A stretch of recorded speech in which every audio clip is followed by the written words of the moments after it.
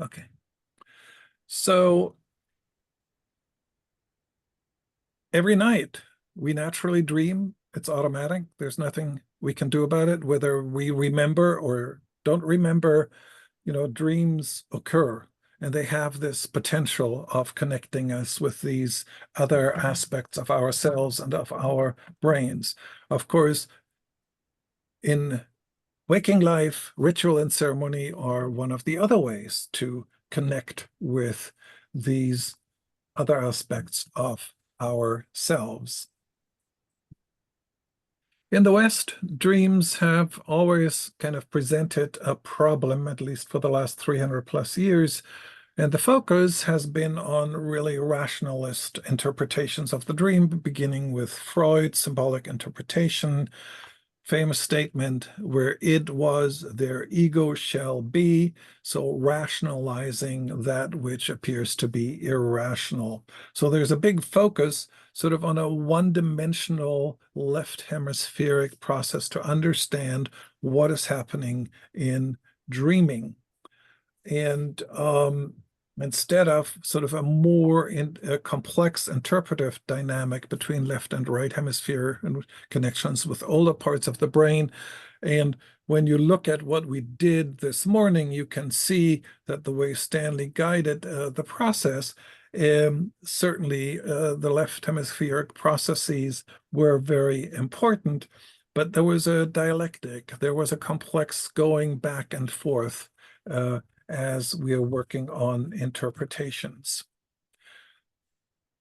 For 300 plus years now, that which is usually called the imaginal realm has been eclipsed. Indigenous Europe, way back, was very much in terms of consciousness process, similar to the consciousness process of how we understand contemporary indigenous peoples.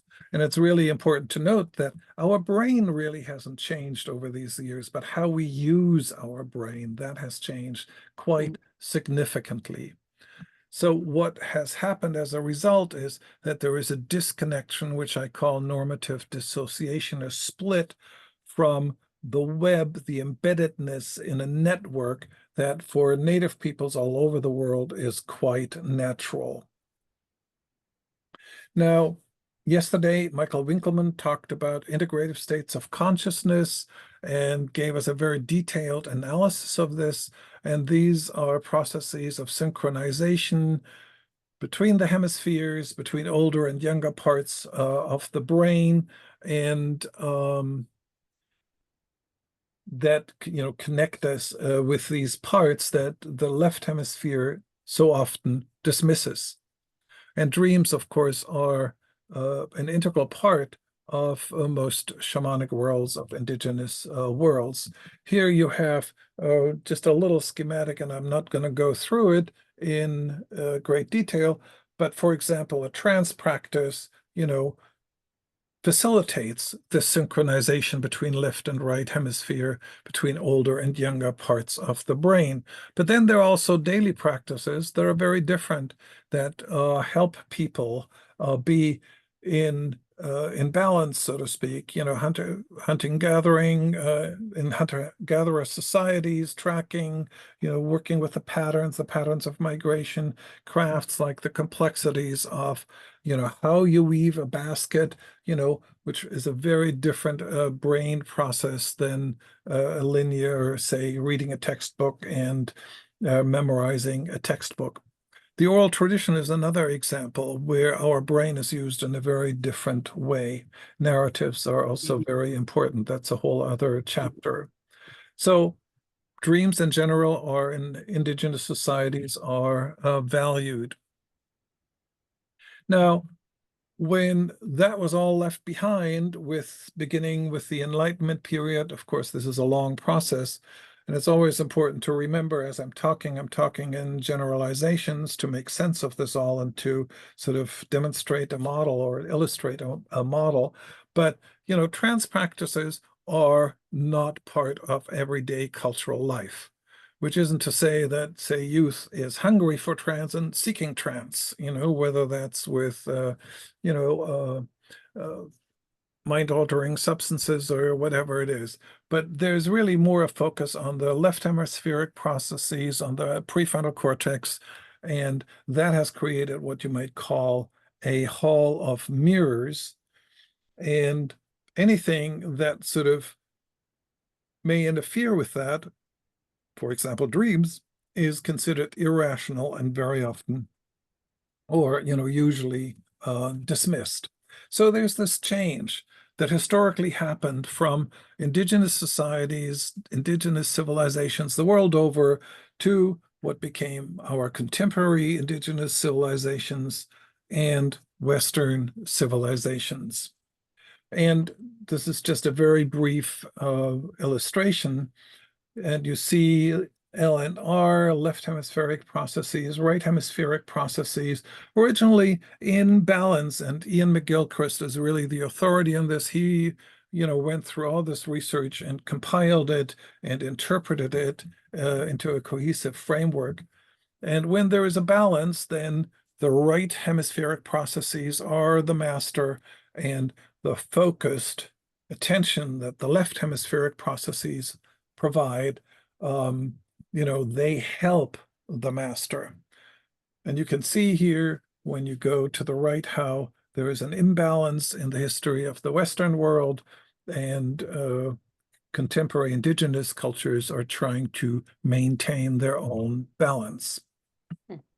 So I just want to say very briefly here that Western cultures invested in a materialistic metaphysics. If you want to be provocative, you can call it the Church of Materialistic Metaphysics. And it excludes what you would call a renewal through the connection with the older parts of the brain, the older parts, the right hemispheric processes, such as happens in dreaming. Here's a great quote from Robert Oppenheimer, no less. The worst of all possible misunderstandings would occur if psychology should be influenced to model itself after physics, which is not there anymore. And that's, of course, the situation of contemporary mainstream psychology. It totally is modeled on the standard model, the classical model of physics, classical physics. But we've had quantum field theories for more than 100 years. But there's no impact on how we put our psychological knowledge together and how that impacts our understanding. Anything like dreams, visions, any of these experiences really challenge that classical paradigms, as of course do indigenous cosmologies. And the way, of course, the West has dealt with indigenous cosmologies is by dismissing them for a long, long, long time as primitive and colonizing and educating, as it were. Now, I like to think of the way the West uses the left hemispheric processes in the same way that Wilhelm Reich, Austrian psychologist who developed a theory of body armor, where he said and he was very much concerned about social issues, but when people develop a body armor, then they don't experience connection, they don't experience sensuality, sexuality, and it limits them. And so I kind of look at the hall of mirrors that the left hemispheric processes have developed as an armor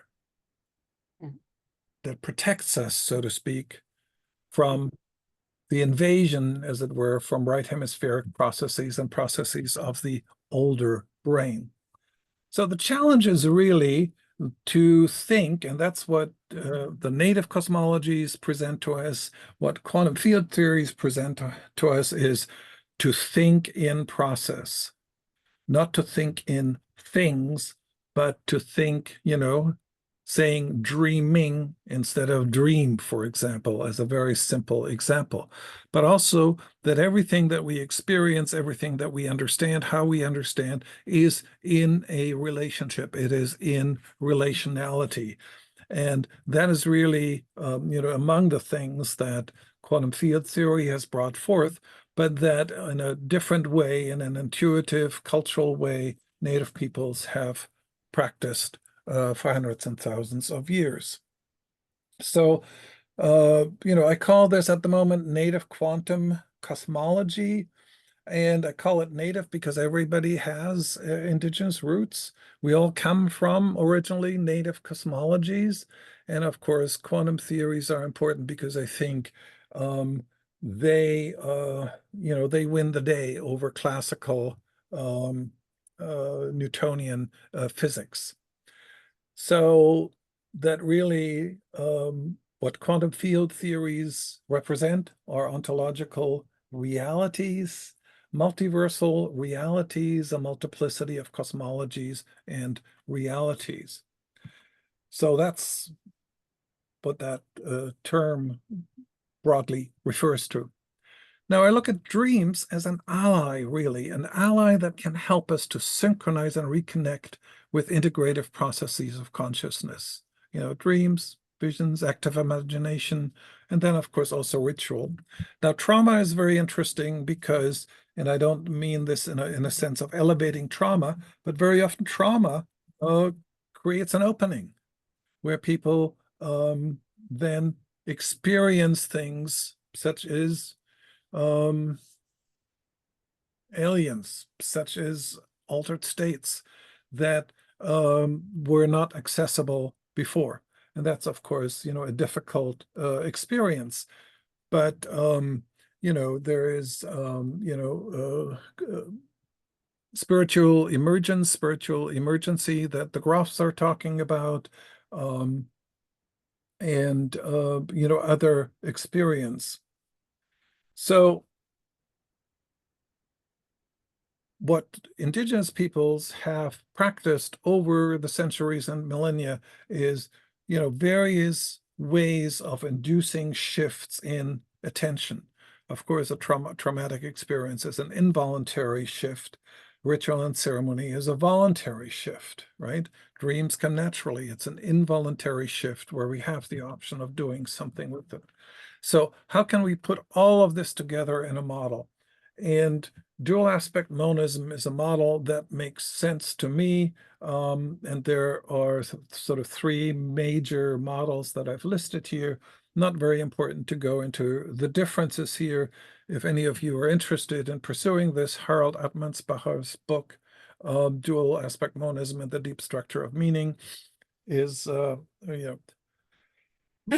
excuse me, provides an excellent and very detailed overview. Now, you can see the schematic there in the center. On top there is, on the left, the mental domain. On the right is the material domain. And then underneath is the collective unconscious, or the quantum non-locality, or what Jung called the unus mundus.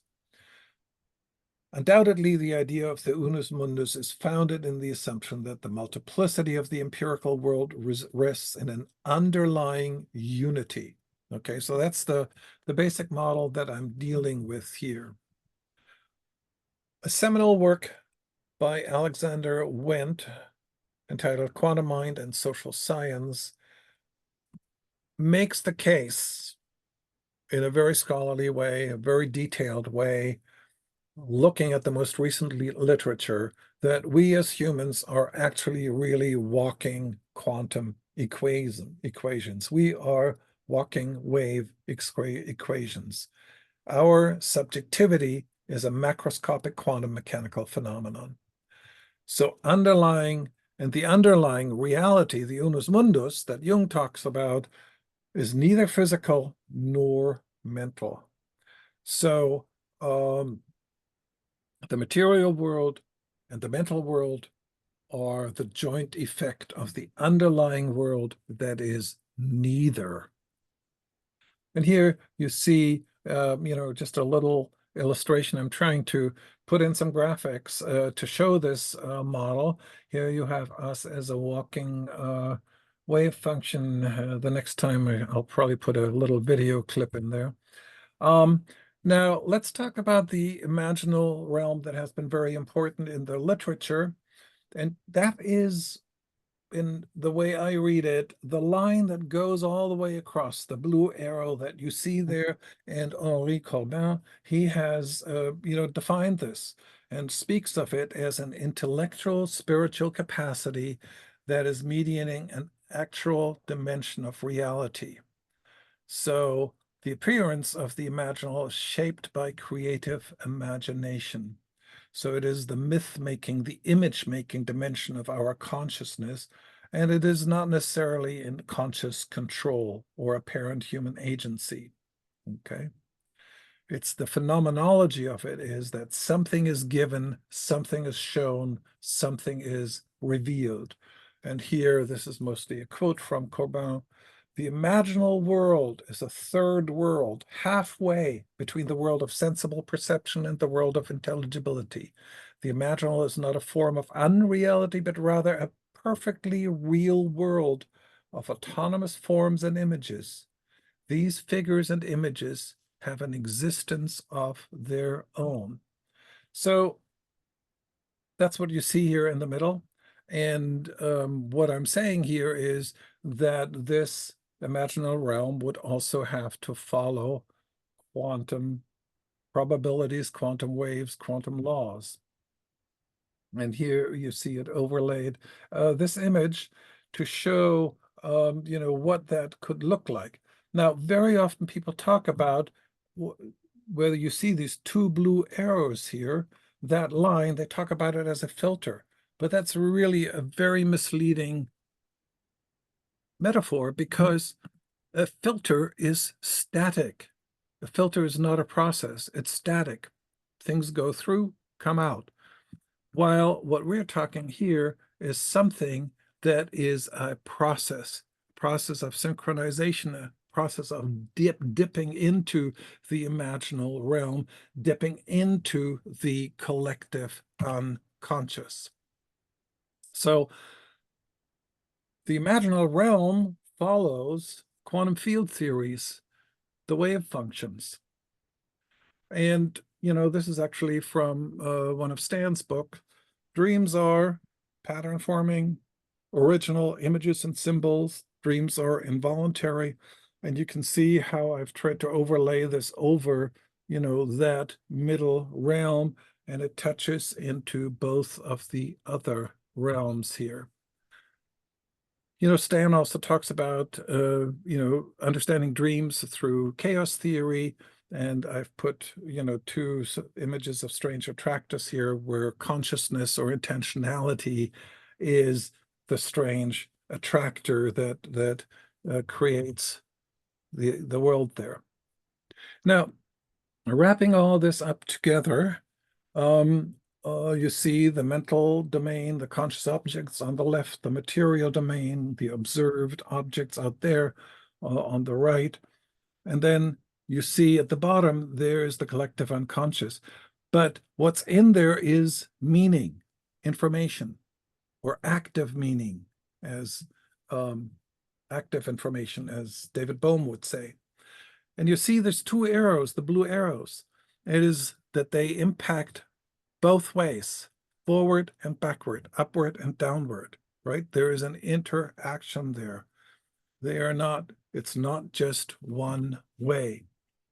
So when Bohm talks about the quantum potential, he talks about it as active information and sees information and meaning as an underlying quality of reality. And he even claims that particles have an inherent, albeit primitive, mentality. All right, Jung said we can't experience any of this until very, very late in life with his last major work, Mysterium Conjunctionis. And then he said, the union of the integrated human with the unus mundus is possible. The potential world of the first day of creation when nothing was yet enacted, no two or many, but just one. And of course, that's what so many Eastern practices are about, so many indigenous rituals are about in one form or another, with varying cultural understandings. So the basic idea is that implicit meaning can be experienced. It is waiting to be experienced, and ritual and ceremony help us, active imagination can help us, and Gentlin's approach to felt sense as a way of interpreting dreams that Karen will talk about in a minute. And so I'm relating, in closure, Gentlin to dual aspect monism. So what does he mean when he talks about a felt sense? He talks about something that is pre-representational, that waits to be unfolded, that waits to become cognitive, that waits to become concept. Gentlin said, the words we need to say arrive directly from the body. So something turns from being implicit to becoming explicit. So this is where we experience implicit meaning and we dip into the imaginal realm and beyond. So Jung, the concept of the archetypes, that is latent meaning that actually, has a certain level of intersubjectivity, and that gets unfolded into the mental and into the physical. So what is in that unus mundus, in that realm, is potentially active. It is implicit meaning that we can connect with, and Gentlin's approach can help us with this. Active information brings the implicate into the explicate. So I talked about Bohm looking at quantum waves and particles as having a form of mentality. And, it's very, our understanding of consciousness is very twisted or limited, you might say. And it's very hard for us to imagine, he uses the term mentality. He stays away from consciousness here because when we think consciousness, the first thing we think of is human consciousness, and that's really misleading. And Bohm is among the people who say information is a fundamental aspect of reality. And I need to finish up here, and I will. The one thing that I want to point out here, and you see it on the top right here, is the distinct, it's a bi-directional interplay, right? Unfolding maps one to many increases differentiation and specification. Enfolding maps many to one is a process of integration and generalization. All right, so I think this domain, the collective unconscious, quantum non-locality, this psychophysically neutral domain, is a source of all knowing, all epistemic forms of meaning. But that the implicit can also be experienced directly, what we might call mystical experiences and other experiences. So this is a very brief runaround about this model of the native quantum cosmology. And Gentlin really offers us an approach to explore the pre-representational implicit meaning that waits to be unfolded into cognitive categories and concepts. And that really presents an alternative to one-dimensional, cognitively focused dream interpretation. And that's where I will stop. And I've used up all my time, and if there is an urgent question, I'm happy to entertain it, but otherwise I think we should try to move on.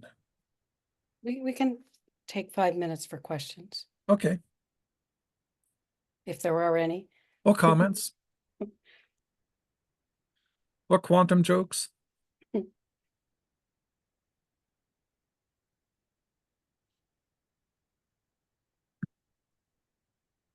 So for me, this is all, let me just say how this is personally significant for me, is I'm really tired of the standard model in psychology. I think it's so limiting and so dismissive of a broad range of human experiences that are so important to make meaning in life.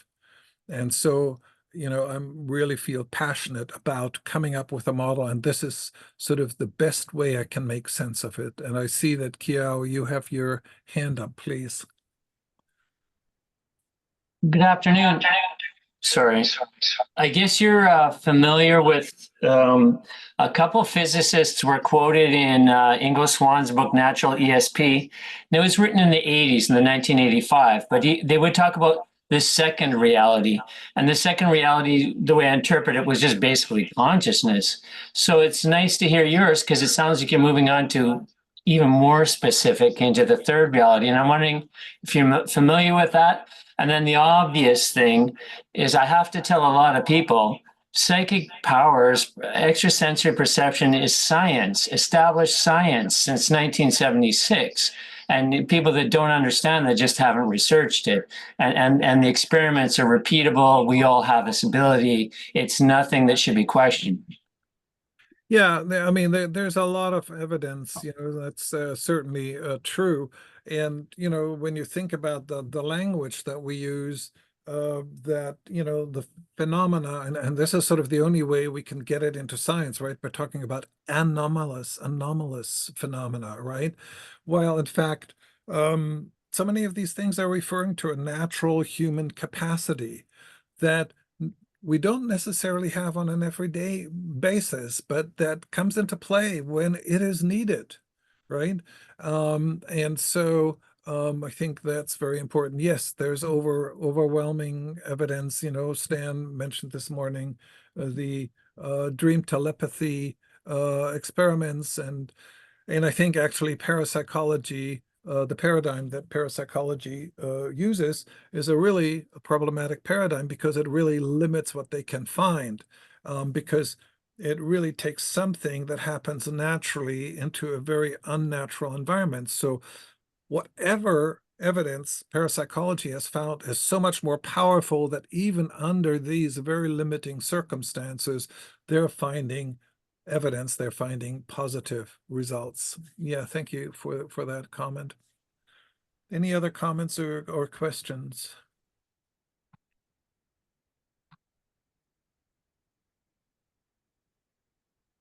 Sharon has a question. Sharon Mejiras. Yes, thank you very much. I do not find the thing for sending up a hand, and I was looking all over for it. So It's under reactions. It's under reactions. Yes, but it doesn't come up in a way that okay. works right. Yeah. So anyway, I so appreciate what you're saying. This in my own mind, I've been going over a lot of this. And Henry Corbin, I may pronounce his name wrong. I've been noticing the last 2 days because I've only used it in writing. He also went from Ibn Arabi, the Sufi mystic, and the whole thing on the creative imagination in the other realm and that whole. I so appreciate how you word it, and I want to know where I can cite you from. And because I'm starting to play with these ideas, I'm very against psychology, and I want to say why. As it stands, I feel that the current model of psychotherapy and the focus that's on trauma is weakening human beings. And that we're at a time where we definitely need more strength. Absolutely, yeah. Yeah, I have published some of this.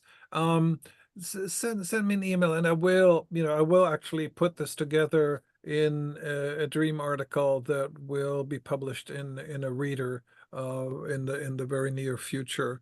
And I'm presently writing a book on consciousness that's going to be in there too. So yes, but I'm happy to share with you what I've written so far. Yes. Thank you very much. Sure. Can I jump in here? Roger, I see you have a question as well. Can you write down your question? We will have some more Q&A later in the session. I think we should move on and come back to questions later on unless it's quick or pressing. I was just going to talk a little bit about felt sense. I work with Gene Gendland. Now I would have my students pair up and, get who they are as one does in focusing. I would have them play a game. I'd say, play a game called Essences. Mm. If your partner were a tree, what tree would they be? If they were an animal, what animal would they be? And Jenlin started laughing at me. He said, "That is felt sense." So Good. I never knew Thank what it you, was, thank but he you. told me then. Yeah, thanks. Thank you. Well, take it away, Karen. Okay. So, Laura, Christine, can I get sharing powers? You have sharing powers. I have sharing powers. Okay. You should have sharing powers. Yeah. There. Oh, how do I get rid of the left column? By starting your slideshow. Okay. Slideshow. There we go. Okay. So thank you, Jurgen, first of all, for giving us this huge theoretical context that's trying to really unite so many knowledge bases. It's really profound what you're trying to work out for us. And my talk is going to bring some of this into an experiential level, hopefully, and a practical level in terms of dreams. Can you see the whole screen? Yes, it's Is it, fine. you can, okay. It's perfect. It's partly cut off for me. Let me see if I can move it. Nope.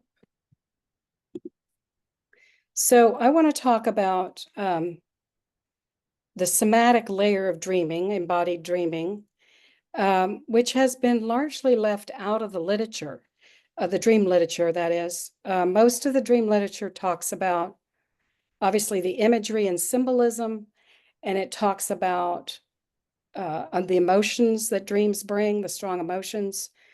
But very little of the dream literature addresses the body sensations and energy movements that happen in dream states. And so this is really where I'm going with my talk. And I'm saying that if you want to get to the deepest level of dreaming, you need to encompass and work with all four levels: the imagery, the emotions, the body sensations, and the energy movements that happen in the body. And I'm going to give us some practices for doing that. But first, let me say a little bit about my own personal story to locate myself in this presentation.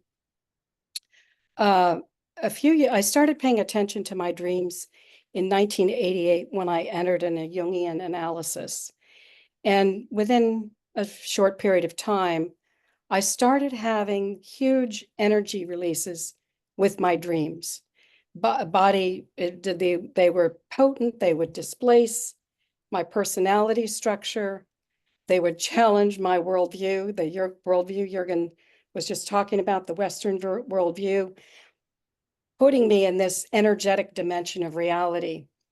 And it was very confusing at first because it was displacing everything that was familiar to me. But I really had no choice but to go with it, because if I blocked the energy that was coming with the dreams, it was so powerful. If I blocked it or even minimized it, I would end up with a migraine headache. And then I was just completely dysfunctional. So I was forced to pay attention to this energetic dimension, to let it lead me, to surrender to it, and then find a worldview that could encompass it. And I think a lot of what Jurgen has just said is a worldview that can encompass what was happening to me at a phenomenal level with my own dreams. And I love this image that I happened to find on the internet when I typed in dreams and body, or dreaming body, this image came up. And it's kind of a beautiful rendering of these streams of energy coming out of this young woman's body, which is very close to what my experience was, although my experience was more disabling than this image might suggest. It was very, very confusing at first. So what I eventually figured out was that why was I having these powerful energy experiences on the heels of my dreams? That I had suffered some multiple early traumas, including birth trauma and a near-death experience when I was 2. And in Peter Levine's work on Waking the Tiger, he talks about what happens when you have a trauma and you cannot fight back and you cannot flee, which you can do neither in the womb. You're trapped in a physical constriction. And even young children also often cannot fight or flee. That what happens is the energy that's mobilized to fight or flee, which is again an invention of evolution, we could say, this mobilization of energy. And Peter Levine says it's like 100 times greater than orgasm. I mean, it's huge, the energy that gets activated in our nervous system and our physiology to fight trauma. It's a survival mechanism, right? But if you can't discharge that energy by running or fighting, then it gets trapped in the body. It gets backed up in the nervous system. And then later, it looks for an outlet. And for me, and maybe many people, my dreams became the outlet where, the ego layer that holds all of this material down in dreaming is no longer there, and it just came flooding out. So I coined a term to capture this reality that is, which I called the somatic understructure of dreams, saying that dreams carry a bodily component, and that, again, the literature has largely ignored, focusing mainly on the imagery and its meaning, its cognitive meaning, and the emotions that are brought with the dream, but that underneath this is also the body layer, and that this is actually the deepest layer of dreaming. And if we're not paying attention to that, we're doing kind of surface level dream work. So I did find in the literature, Joseph Campbell, he's a mythologist, probably everyone's heard of him.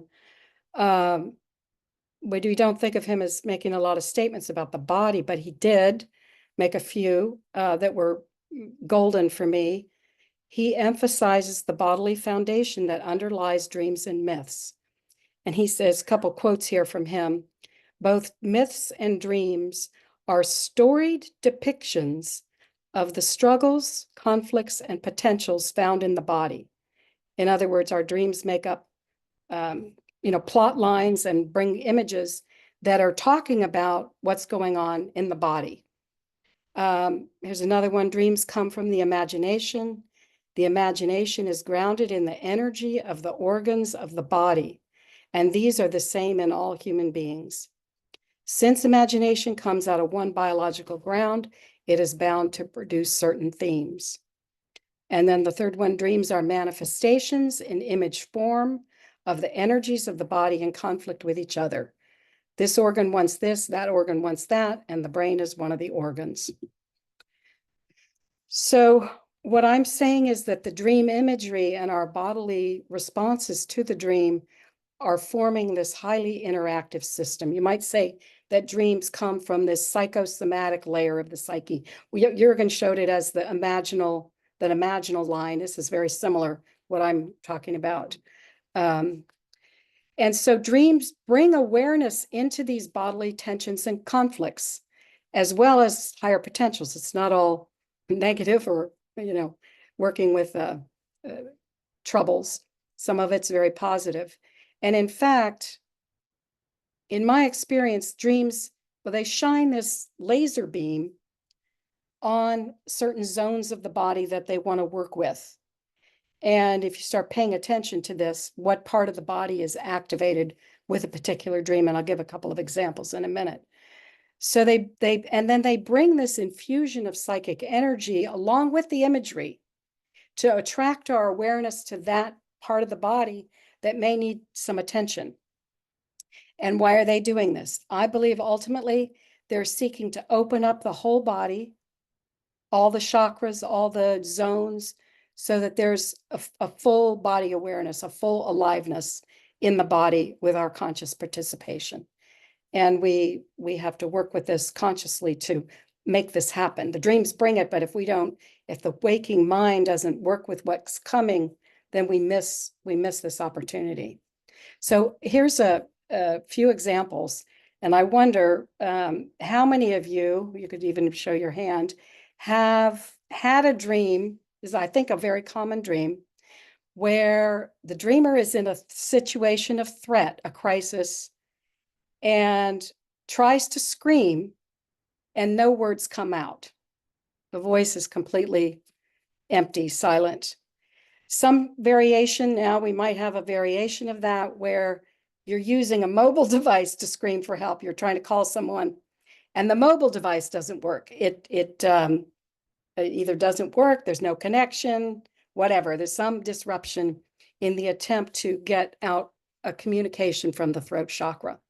And I believe if you go back and track these dreams, or you have one in the future, you will notice that that dream is accompanied by a sense of constriction in the throat.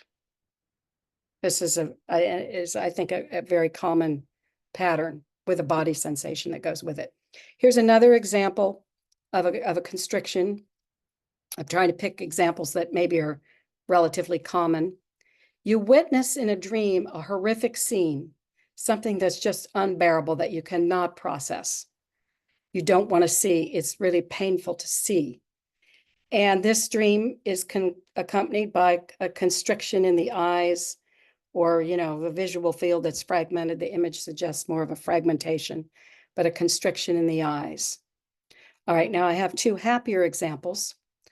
These are dreams where there might be an expansion of the body and of the energy body, a dream of heart opening. And I think Danielle's going to talk to us about some dreams in this arena in a few minutes. And these dreams bring a warm feeling, and you might experience with those dreams a sense of energy radiating from the heart chakra, embracing the whole world and the dreamer as well. A very warm, nice dream to have.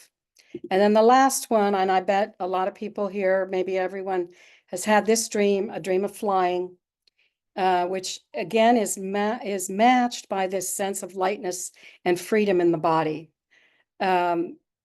And so what I'm saying here is that our body experience of our dreams morphs. It changes. If you start paying attention to this layer of the dreaming experience, you will see sometimes the body is in a constricted place, sometimes it's in an expanded space, and a certain zone of the body may be being highlighted as a place that needs your attention. So here we should talk a little bit about some terminology and different body terms. We have the term the dense body or the gross body. This is the body that is examined by Western medicine, the body with the organs, the physical body that probably we mean most of the time when we refer to body. But then I've been talking about this subtle body, which I'm defining here as a subtle dimension of perception that is accessed by spiritual and contemplative practices, also spontaneously by dreams. And in the East, this is a term that I think mainly comes from the East. They've identified that the subtle body is composed of energy channels and centers, and these channels and centers can be open or constricted. And then I use the term also, another interchangeable term with the subtle body is the energy body. And I like to situate the energy body within an energetic worldview. Again, this ties back to what Jurgen was saying. And this is the older view of shamans and mystics, the pre-Newtonian view of the world. And it's been revived in modern times with Einstein's equation, E equals mc squared, all those equations we saw, trying to get at this energetic dimension. So modern physics has discovered that energy is the fundamental reality of the cosmos. And of course, the modern physics got there through the left brain, through the logic of the left brain and science, but the shamans and mystics got there through the right brain. Both paths lead back to this energetic dimension of reality as the fundamental underlying reality of the cosmos. And so then we can say, if the cosmos is energy at bottom, then the human body is part of that reality and has an energy body or is an energy body. Okay, then I'm going to talk about three theorists who've done work in this area of dreams in the body. I said there wasn't much in the literature, but these three are sort of the big voices. And one of them is Arnold Mindell. He's a Jungian analyst and also a physicist. I saw he died recently. I think he died over the summer. But he did some groundbreaking work and has written a lot of books on the dream body, and the dreaming body is probably a dozen books at least with those words in the title. And he noticed a vital link between dreams and body symptoms. And he felt that body symptoms are expressing the body's pent-up energy, that this is a blockage of energy. And so he theorized that there must be a dream body, an entity that is both a dream and a body. And that's also everything we're talking about today. And he defined the dream body as a multi-channel information sender that is asking you to receive its message in many ways, and notice how its information appears in both dreams and body symptoms. And here's an image of all of this information passing through the body, how the inner body is so alive and active with information. He's saying the body is implicitly intelligent and that it expresses its meaningful intelligence through sending of messages. And then he identified these 5 channels that it sends its messages through. The visual channel, which we're all very familiar with, seeing of images. The auditory channel, hearing sounds and voices. The kinesthetic channel of movement. The proprioceptive channel, that's the inner body awareness or feeling what's happening inside the body. The felt sense is part of the proprioception, and it can manifest, in pain, tightness, cramping, pleasure, blockage, pressure, blockage, and pleasure, and other things. Those are just some examples. And then finally, the world channel, which he says we recognize when an event in the outer world suddenly grabs our attention. It's similar to synchronicities and warnings. Now we're back to Eugene Gendlin and his book, Let Your Body Interpret Your Dreams, is really, in a way, what I'm saying today. So as we've talked about the felt sense, but he's connecting that with dreams. He's saying the dreams leave behind in their wake a felt sense residue. They shift something, they leave a feeling in the body in the aftermath, and that this felt sense is meaningful but not initially clear. So that's what Jurgen was talking about as the implicit level. There's an implicit, something is coming through implicitly in the felt sense. The images, of course, are more explicit. They're easier to relate to. And this felt sense is a bodily quality. It's not as clear as an emotion like fear or anger. It lacks an easy label. It's global and fuzzy, and it's sensed with the body. And so he says our goal then is to be present to the felt sense and not let the mind, the critical mind or the judgmental mind, disrupt that connection to the felt sense that comes, in the wake of a dream. And that state, the state post dreaming and sleeping and coming into waking consciousness, that is a very precious place to access the felt sense and everything I'm talking about today. This subtler part of dreaming is and it's called the hypnopompic state of consciousness. Okay, and so the other term he uses is the growth direction. He says that the felt sense is a guide to a growth direction, that we need to develop this welcoming, receptive, friendly attitude to the felt sense, and then allow it to move move through us instead of resisting it or constricting it. And when the mind steps in, this is our habitual Western mind that's used to overriding this subtle dimension. When the mind steps in, it can block it. But then there's a constriction, and there's also a loss of this opportunity to grow with what the dream is bringing. And the growth direction brings this sense of inner stirring, a movement of energy, and it feels expansive and forward moving. So the felt sense is trying to lead us in a new direction, but we have to kind of live with the uncomfortability of not knowing where it wants to go, if we're going to receive this growth that's taking us beyond our usual way of packaging ourselves, right? And he says this felt sense in dreams brings small bits of change. It's subtle, it's small, but if you use it as a practice, a regular practice, in my experience, that opens the doorway to bigger energy movements. And over time, it transforms the self, because we're, from Jurgen's model, we're bringing in that material that's below the line, that's implicit. We're allowing that material to come through. And this slowly guides us to a more expansive way of being.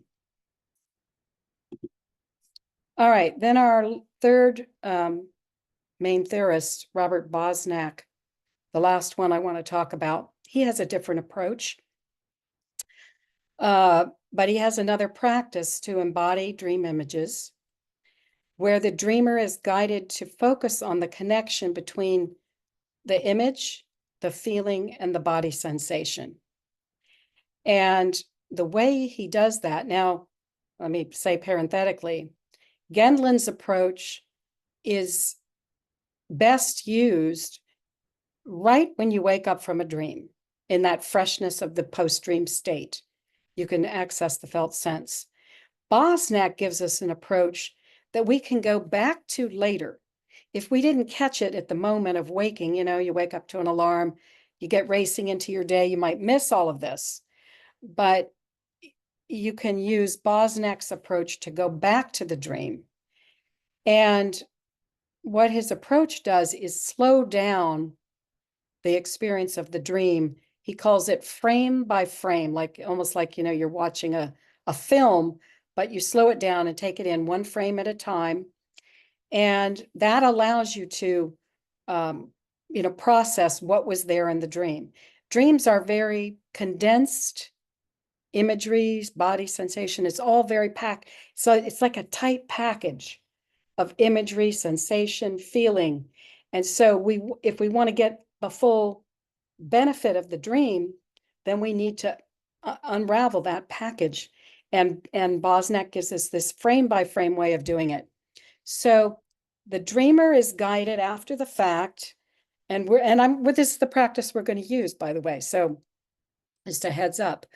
The dreamer is guided to, it is put in a meditative state of consciousness. You go into a kind of a guided meditation visualization, but you're awake. So that's that dual state of consciousness. You're going back into the dream, but you're also mindful and observing what's happening. And you're guided back to each of the key images in the dream, one by one. And you slow it down and you work with the image, the emotions, and the sensations that come with each image, one by one. And then you locate, where is that dream image located in the body? Where do I feel that most strongly? And usually you can find a place that is holding that image. And then you go through each image in this manner, taking time for each one.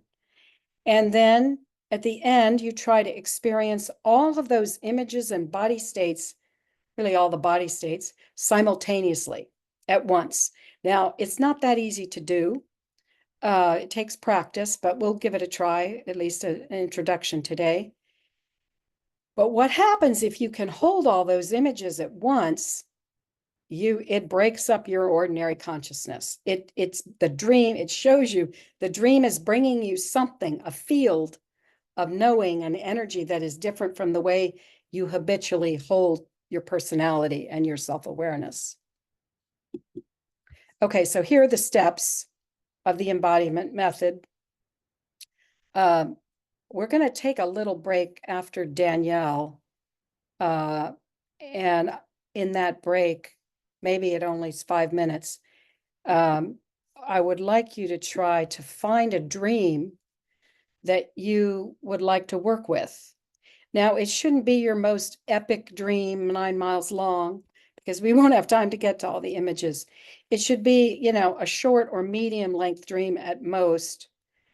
If you have a dream journal and you can get your dream journal and find a dream handy, that would be great. Or maybe you have a recent dream that is still alive for you that you didn't write down, but you can still access it. Either of those could work. So you get a clear text of the dream, the clear dream report, and then you identify 3, 4, 5 of the most significantly charged images in the dream, the key nodal points of the dream. Then we go into a meditative state. As I mentioned, he recommends starting with a body scan so that you can see where's your body right now without even thinking about the dream. What is my body state, kind of the baseline body state? That lets us separate that out in a way from whatever the dream is trying to bring in. At least we're conscious, oh, I'm already angry at this person that I didn't get to, you know, whatever. Anger's in my body already, so that maybe is not part of the dream. Okay, and then we do what I said. We go back to the first image that you identified, and we notice all of these layers of that image, the affective states, the physical sensations, and then we try to see where does that image live in the body. We can write down what comes up because we're going to go through several images and it can get confusing, you know, what each image held. And then we anchor each image in the body. And finally, we try to hold them all at once. That's his method. All right. We will come back to that, you know, later. So, I've been talking about all of these dream body practices at a very intimate, personal level, right? These are practices you might, most of them, do on your own privately. And they may not seem like much, like Gendlin's felt sense and these tiny increments of growth that he says we get, right? It doesn't seem like much. But I've realized if you do them over time, that these practices actually have they're a challenge to our culture, the way the culture forms us, our personalities. And I go back this term, Jurgen already mentioned it, normative dissociation. Because of the cumulative effects of unhealed multi-generational trauma, which we were probably all born into. If you weren't, bless you. You're an enlightened being, probably. We're born into this cultural environment of trauma that's been passed down through the generations and not healed. And so our personalities form in this matrix of dissociation and trauma. And we take that on, right? We don't get a clear way of coming into the world. But our dreams come along and they arise outside of this cultural milieu that we're in. They arise from the depths of the collective unconscious.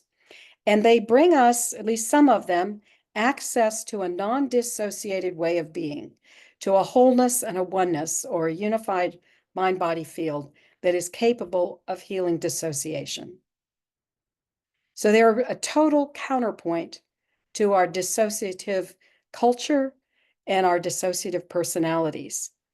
And if we work that dimension consistently, we can heal from our many layers, at least, of our Western dissociation and come back into our bodies and an embodied way of being. And this transforms the Western over time. done consistently, this transforms the Western self from a boundaried and dissociated way of being to a more porous and open way of being. So it does have a cultural component. It addresses something culturally to do these sort of, invisible practices. And then tying back in again to Jurgen, some of what Jurgen shared. Jurgen actually put me onto this, that Jeffrey Kripal has conceptualized, and others, the Unus Mundus, that the underlying reality of our world is a unified field of oneness. This is the basic reality. But then our egoic mind, or our socialized ego tends to live in a split reality, a dualism, and perceiving dualistically. So Kripal is saying we have actually two ways of perceiving the world. One is this fragmented mind way of perceiving, the dualistic way. But then when we have these bigger altered states of consciousness, we might drop into the underlying cosmic unity, this unified field. We get a glimpse that everything is actually whole and connected and one. And Kripal says that those who are traumatized tend to have more ready access to non-ordinary states. And in my own story shows why that might be.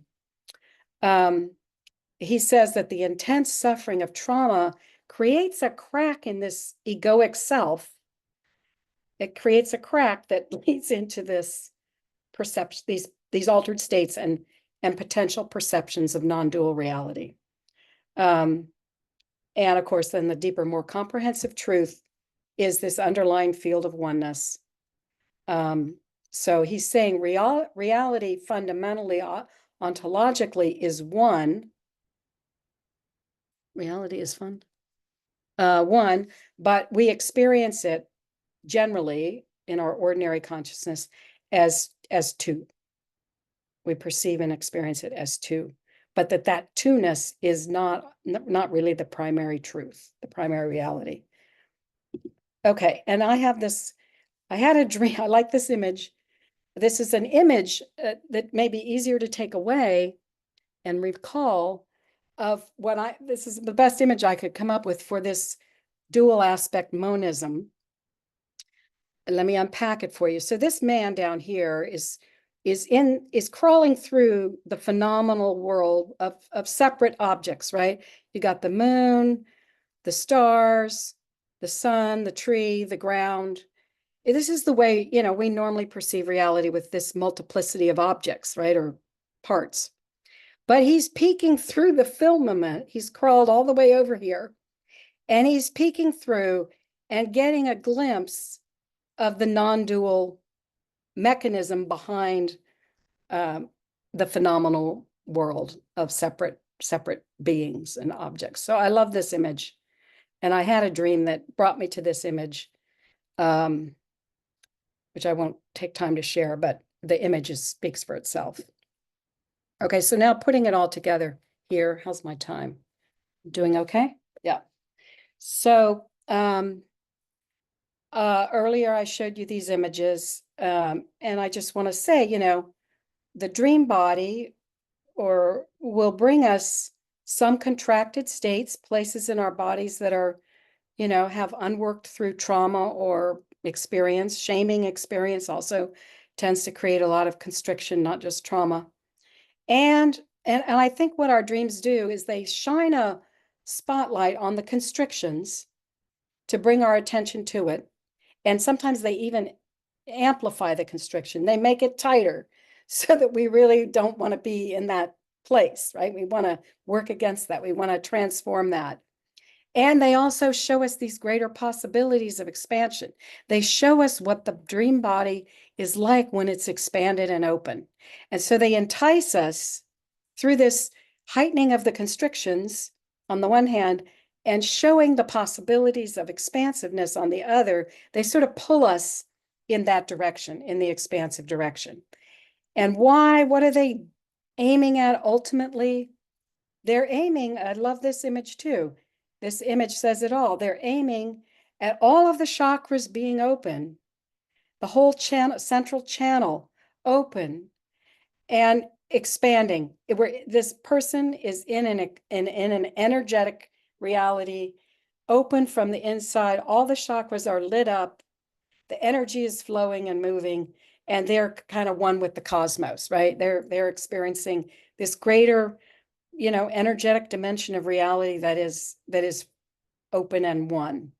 So these practices, the Gandalin practice and the one we're going to do in a little bit, are help us move in this direction of this completely awakened, beautiful human being body that we can potentially be. So thank you. And we can take some questions for a few minutes, if anybody has any, or comments. We'll let you formulate your question. There's a lot to hit you with.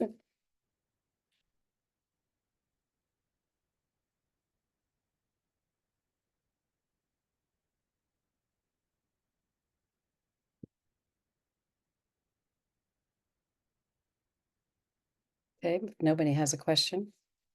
Nobody? Anybody? Ursula?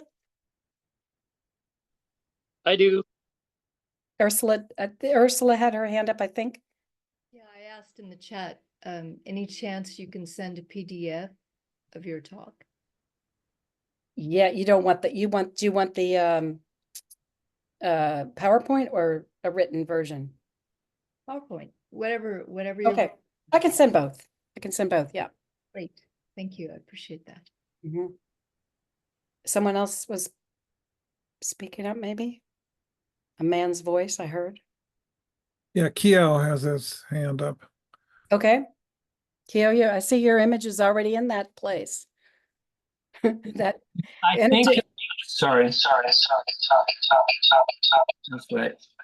Okay, I think what you're saying, first of all, is amazing because I can hear it and when people talk about remote viewing, the model you're talking about, or the way of perceiving and understanding the relationships, is so similar. So it brings me to the next thing in dreaming. When we get to lucid dreaming, like for example, as was mentioned many times here, and also in Dream Theory in Malaya, where the people actually a person starts to actually participate in the dream. And then from, of course, the dream world, you go into non-local experiences that can be proven later. So in Mexico, we had a lady called Pachita that, of course, many of you might be familiar with. And she supposedly, and I know people that were actually present to see some of this, could take telekinesis to a level where it seems, according to the reports, she was actually metamorphosizing things, like making things appear. And that is being at one with the universe in an unconditional love that's really, really clear. So it's a crazy idea I'm putting on the table, but I'm really interested to hear what your reflections are, because one thing is, of course, to be in the dream as an observer, and then to be as a real participant in a more aggressive way or in a more productive way. It is pretty interesting. Yeah, I mean, I would just say the lucid dreaming conversation is an interesting one. I think there's a danger when it depends on how the lucidity of the dreamer is utilized in the dream state, right? Because if the lucidity of the dreamer is used to control a negative scenario that a person doesn't want to go to, that's very different than going with the expansive energy, right? Participating and going with the expansive energy. I think sometimes when I hear people talk about lucid dreaming, there's a lot of ego in there about how the ego wants to, it's bragged about almost. This is not a bragging situation, right? It's a surrender. In my experience, the dream knows more than I know. The dream is wiser, is a bigger take on things. It's coming from that, to again use Jurgen's line, it's coming from some wiser, grander universe that in Kripal's words, I have this contracted identity that is afraid of, right? In many instances, we're afraid of that. So it really is, I think, how, and I don't know, some of these dream states that I've had, I definitely feel lucid at the end, that it brings me to a place of lucidity. But I'm not controlling it. I'm following it. So I think that's a thing there. Even trauma experiences, people don't want to experience, they don't generally want to go back and experience the trauma. But in my experience, if you want to get to that fullness of being, that means integrating all the life experiences or all the significant ones that you've had in your lifetime. And you can't, and including the traumas, including the worst traumas. And now I'm not saying everyone's called to do this, but if you are called to do it, then you have to go through that portal in a way of the trauma and the way, and I think the beautiful thing about dreams is they bring those traumas, generally, I think they bring the trauma up in digestible doses, right? They don't flood us with the whole trauma. They show one facet and another facet and another facet so that we can slowly chip away and digest those traumas where everything got contracted and, trapped. So, and I've never had an experience of manifesting an object through a dream state, but I have had experiences of, transforming my own body, my own blocked body states into a more open state. So thank you for the question. And did anyone else have a hand up? I think maybe there's someone else that did. Kiao, did you have a question? No. Yeah, I think that That's you. was answered. That's you. Oh, you already have another image there. You're already two, but one of you is one. Okay, good.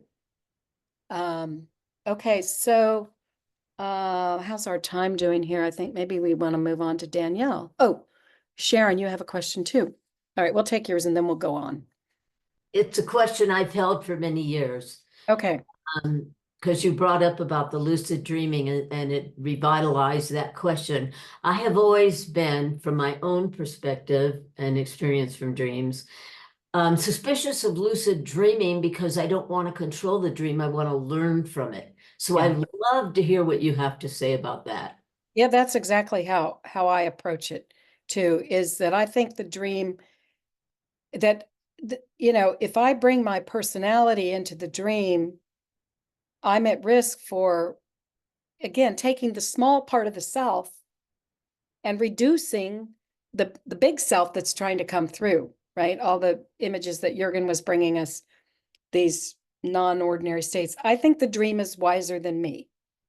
And I drink from that wisdom. I want to drink that wisdom I've learned over the years, even if the image seems dark and fearful, that if I can work with it, it will take me somewhere better.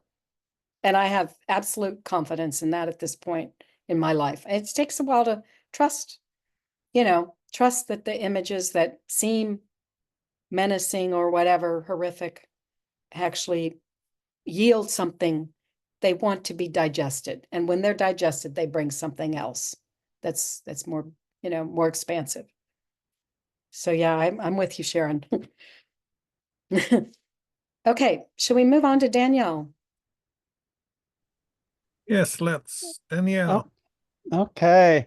Welcome everyone. Just to stand up for a moment and shake your feet, your hand. We've been sitting a lot, and just do that for a few seconds. Just kind of to let the flow that is the natural flow of our body kind of flow, and that's kind of puddles when we sit. So you can shake any part of your body, shaking, and let the let the energy flow. And I was thinking of, in trauma, what animals do, they shake that whatever trauma. I mean, that's what they do.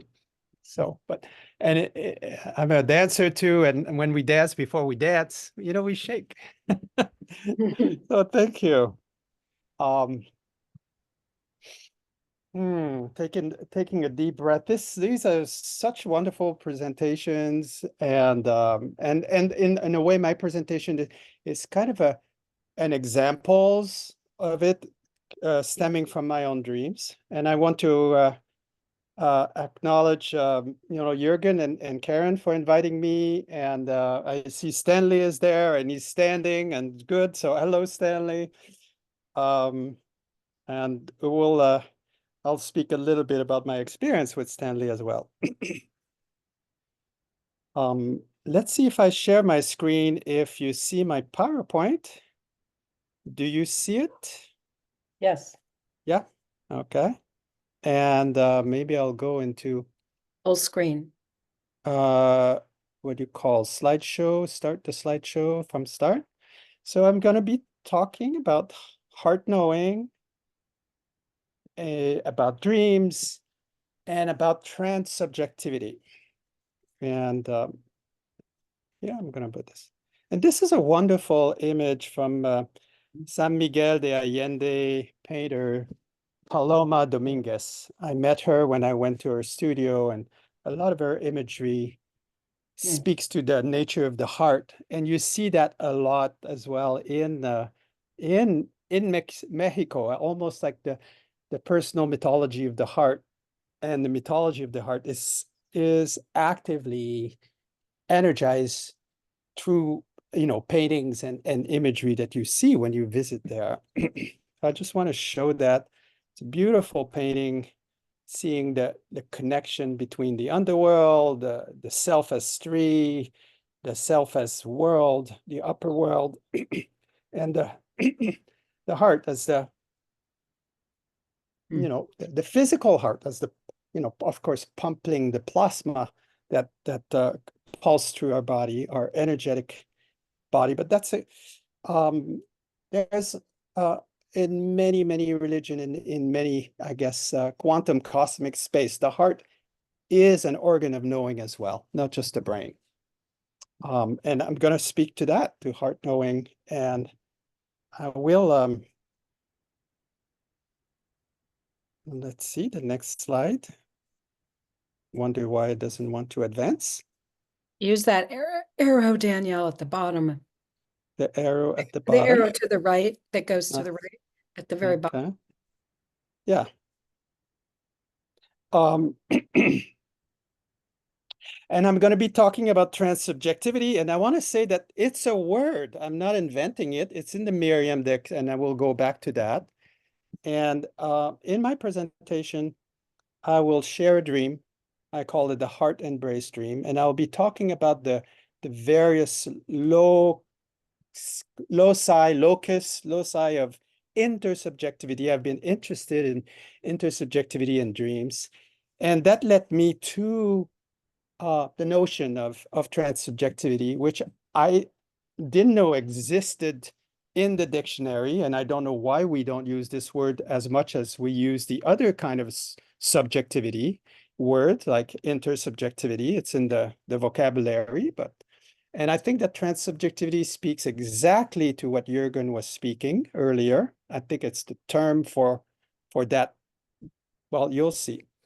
And then leading to, hopefully, if we have the time, to speak to what I came to this idea of reciprocal embeddedness from a larger framework of transsubjectivity. And the next slide.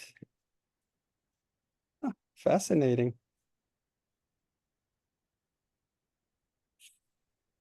Sorry, I went a little too fast. And I wanted to speak to the personal mythology part, because when I was young, I read this quote: anything is one of a million paths. And before you embark on any path, ask the question, does this path have a heart? If the answer is no, you will know it. And then you must choose another path. The trouble is nobody's asked the question. And I wonder if any of you remember this quote, where it comes from. And I'll stop my share here. I'll see if you remember this quote. Jurgen, you do. Where does this quote come from? Castaneda done Exactly. the first volume, I believe. Exactly. Exactly. And some people sometimes they don't remember anything of what Castaneda wrote, but they remember that. And I remember that because it was a personal mythology moment. I didn't know what it meant, and yet I knew what it meant.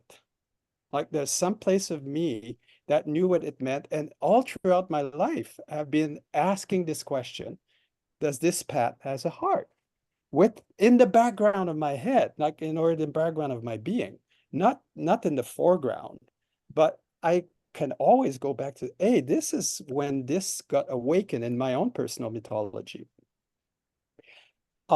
And here I'm sharing a dream a very simple dream that I had 10 years ago, here in Hawaii, and with a friend in Hawaii. Well, no, I was not in Hawaii. I was in California, just about to go to Hawaii. Maybe 3 days before I was going to go to Hawaii.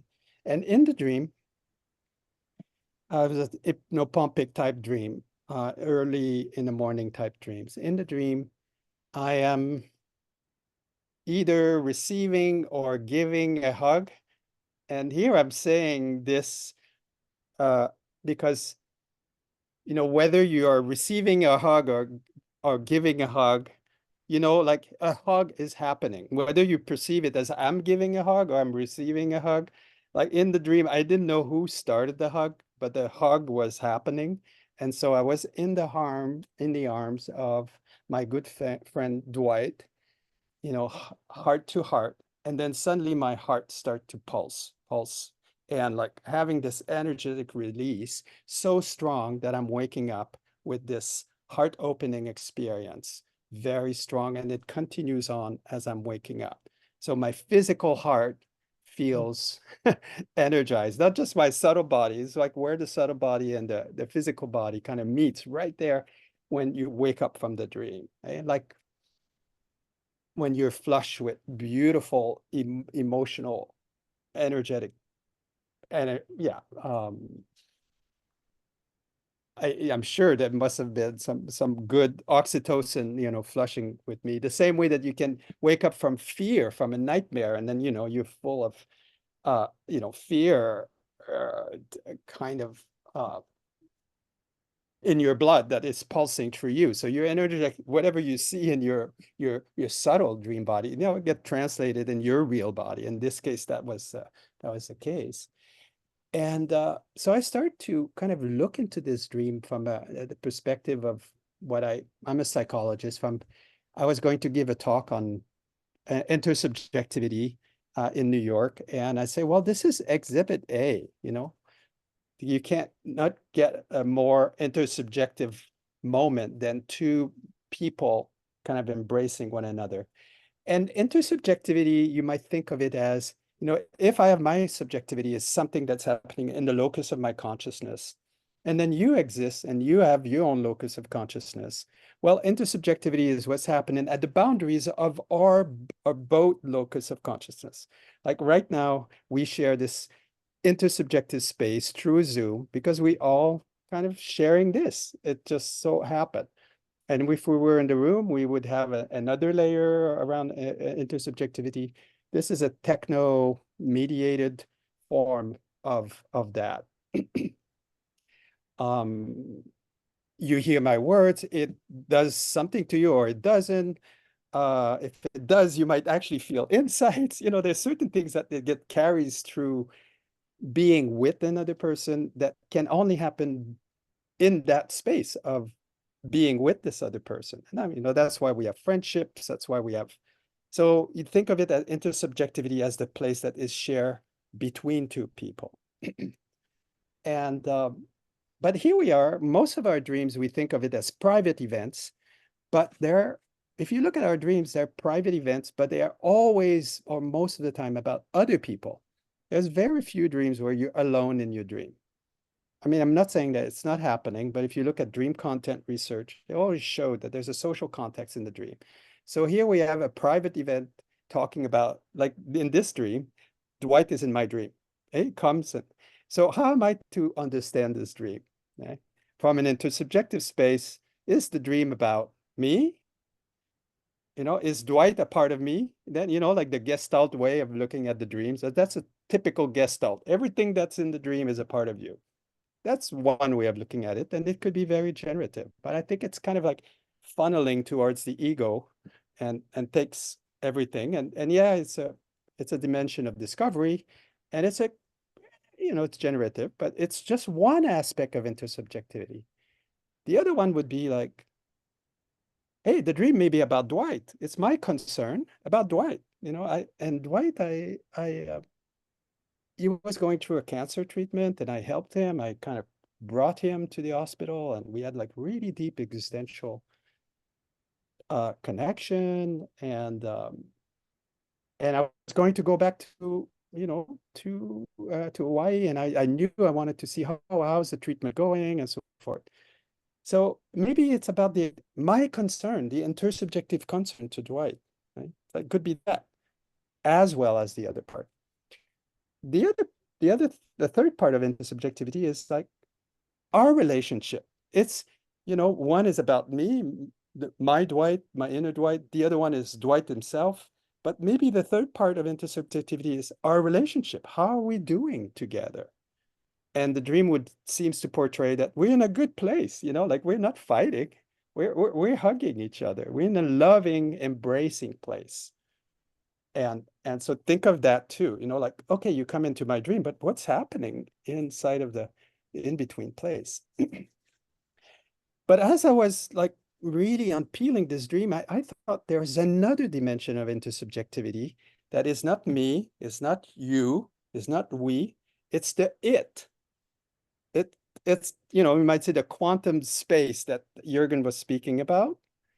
And in this case, it's the heart knowing aspect. That's what gets disclosed in the it. So inside of our intersubjective space, there's something that is not like socially constructed. It's something that I just happen to have, like, which a good heart opening moment with my friend Dwight. So then I'm thinking, oh, as a philosopher, I start asking myself, well, what is heart knowing? What is this? What is the nature of heart knowing? If all the religions are pointing to it, so there must be a it there. And I'm telling you that when you're working with the dream, if you're taking it further away from them, oh, what is it about me? What is it about us? Or what is it about you? That you might come up to, what is it about it? Actually the it part of the dream. The place where, that's what I call the transsubjective. And if we go back to the definition, I'll see if I can share that definition. I'll share my screen again. Let's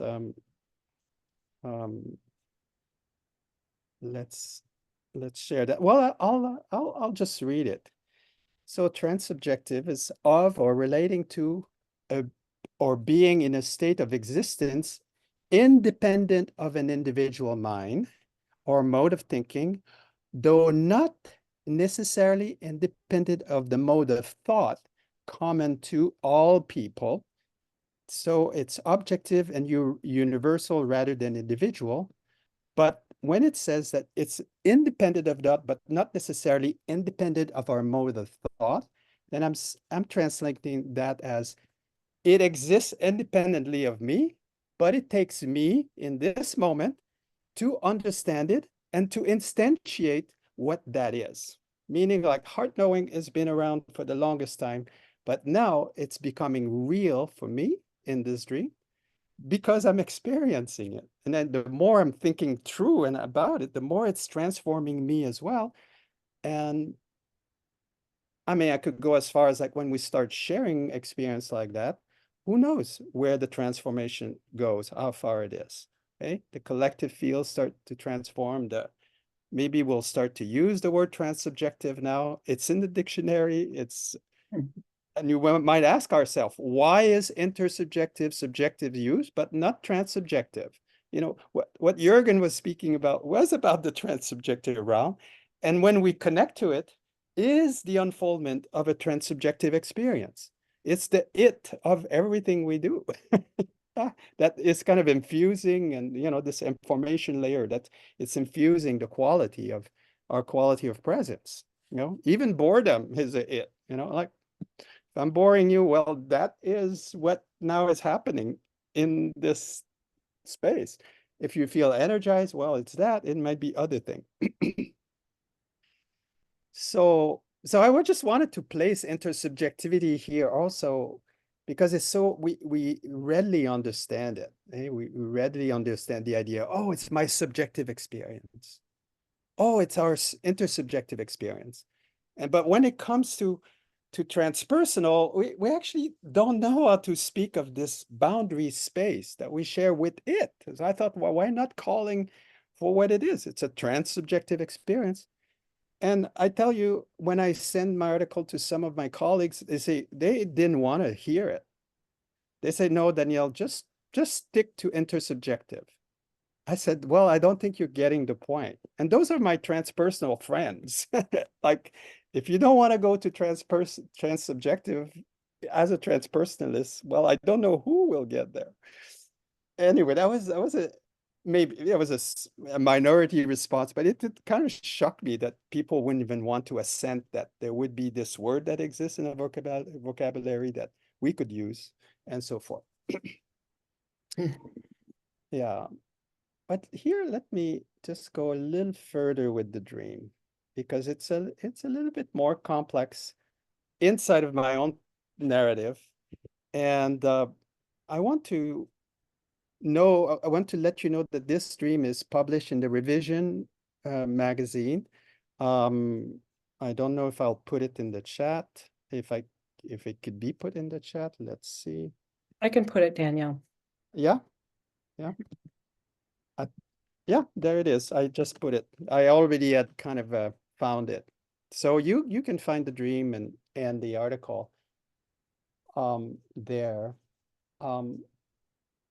What happened is that about 36 hours after I had that dream, I get a call from my brother, and my brother never calls me. I mean, just we are in a family where we calls on birthday and Christmas, and that's it.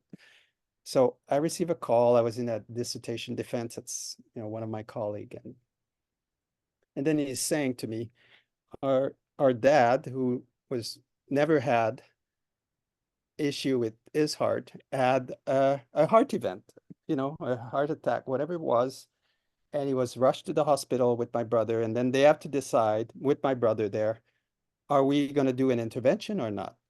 And my dad's a physician, and my brother said, well, as a physician, my dad answer to this question was always, yeah, let's do the intervention. So my brother said, okay, well, let's do the intervention. And the intervention was to put a pacemaker on my dad's heart, because my dad's heart couldn't pump. And when I look at the time, or whenever this event happened, it was pretty much at the time when I had that dream, that suddenly you could see the intersubjective sphere of this dream shifted. It was not about Dwight and me anymore. Okay? It had like this also, you might say, entangled space where I had the dream about a heart event, my heart, while my dad was having a heart event dream, you know, like thinking about this entangled reality. Call it, I'm sure Stanley is very familiar with those. He did research on telepathic dream and dreams that kind of happening in more or less real time together. But then I started asking myself, well, how should I be with my dad now? Because I immediately I packed the plane to go to Montreal, because, you know, I thought this is where I need to be. My live in California, and I cancel my trip to Hawaii, and I say, okay, the next day I'm in Montreal. And so the dream was the guide too, because he was kind of guiding me and saying, okay, what is the heart knowing, or what is the place that I can be with my dad from the place of the heart? That's basically what happened. And I realized that I hate hospital, and just you can't all get me fast enough when I step into a hospital. And then yet this time when I was with my dad and with the vision of heart knowing, I could just see that it was written everywhere. So many other people in ICU were having, the same kind of issue that I had around concern for others. I could see, like, even though it was techno, but the whole space of interaction is around, like, let's make sure that the person we love survive. And it's a heart, it's infused with, and I've never seen this before. I mean, there I could see it that day, but before I couldn't really quite see it. And it made me have eternal patience with my dad, who was starting to have dementia. And here, this was also a space where he doesn't recognize me. I know he's my dad, but so the intersubjective space with my dad, I was saying that the weave and weft of the intersubjectivity was kind of rip, inside this place of dementia. He came back after that, but right after the operation, he was somewhere else. So this dream helped me to center myself around the heart and what it means to be in the path with the heart with him. Right? Which means sitting with him, being him asking me all of these questions, sharing all these hallucinations. And I say, yes, I went with them, about his father, his own father, and everything. So it helped me be with him there. Still, there was a question in the dream for me, like, why was this Dwight that came in the dream? Why didn't I just dreamt about my father? It could have been like, so my little inner Sherlock Holmes, she could keep pushing and pushing. And then eventually it dawned on me. It feels like now that, this should have been obvious from the first moment, but it took me quite a while to realize that no, Dwight, for a brief moment, did a kind of aqua therapy with me, which is like a practitioner, and this is the kind of thing we do here. Someone, even if it's a friend, can act as your therapist. It will give you a session of, he called it aqua nirvana and so forth. And at the end of this session, 1 hour long, it was in the water, very womb-like. He put me underwater, let me be there for the longest time at his foot. And I felt like in this very fetus, I think he put me in a fetus position. So went back to the womb, literally. And then pulled me out of the water gently and put me on his shoulder, really close. And then immediately I felt like, oh my God, this is my mother embracing me. And it felt like so full of love. And then sure enough, without talking, he puts me back underwater and then go into this position again. And then after what seemed to be an eternity, pulls me back again and then puts me on the other shoulder. And there it is. I'm seeing my dad holding me. So here I am in the typical embodied. Well, it's not typical, it's atypical, because in psychotherapy, the psychotherapist is not in the pool with you, putting you the fetal position and then hugging you. But in this case, it was, because that's what we do in Hawaii. We push the boundary of these things. And here was Dwight as my therapist, holding me, healing my relationship with my father. And of course, who am I going to talk about or dream about when I woke up was not my father, it was Dwight, because that's the experience of healing that I had at that time. So think of the dream image now, kind of going back to a moment in therapy with Dwight that goes back to a moment in with my dad that's healing the relationship. Now it's coming back when my dad's having a heart attack. So now I can be in my heart with him in the future, because that's where the dream is pointing out. So here you have the dream, like in terms of personal mythology, going way back, anchoring me in the path of the heart that Castaneda reminds me of this. Hey, Danielle, you need to be in that path now. And then moving forward.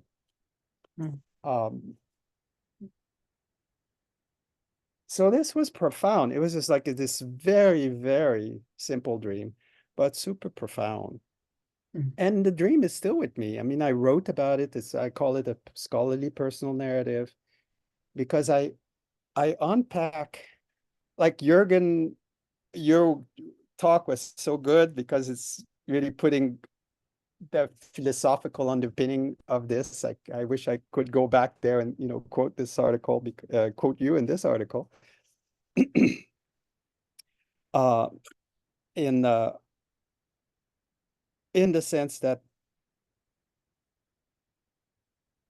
when you start unpeeling the dream with the spirit of inquiry, when something is happening and then you see the effect in the world and you're taking note, and you might think, okay, well, it was also my consciousness of myself as this, 55-year-old. So I had some maturity behind me. And so, and yet there was, me asking the question fresh, like the dream can tell you, oh yeah, it's about heart knowing, but it could be like almost trite, but the dream is telling you, no, you have to look at this now, like really, and ask yourself, what is it really?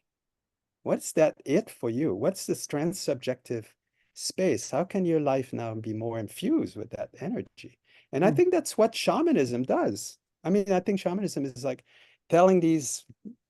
bringing you in these kind of transsubjective space where you can, through ritual, through dreams, kind of have that experience of re-entering something that might have been traumatized or old, and then becomes fresh and alive again.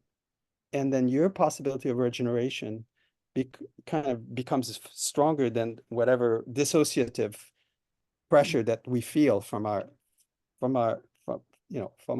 culture at large, because we have this naturally regenerative processes inside of us. I mean, that's just the way we are. Okay? And yes, yeah, native science is about balance, and I think this place of balance.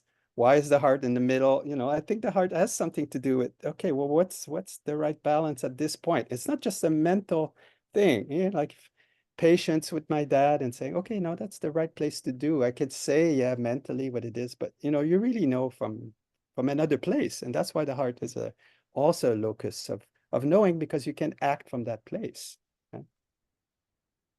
I don't know what I'm doing in time, but that's what I wanted to share with you. And if you want to know more, we did talk about reciprocal embeddedness. I think that's going to be another talk, but that's where it leads. Yeah, that's where it leads. Yeah. Ooh, thank you so much, Danielle. Beautiful, beautiful. I think, Karen, do you want to facilitate discussion? Yes, so we could take 5 minutes of questions on Danielle's presentation. Again, we'll have some time, hopefully at the very end, come back if people have comments and questions about any of it, but anything focused for Danielle, and we won't take more than 5 minutes. So whoever jumps in first will get the stage.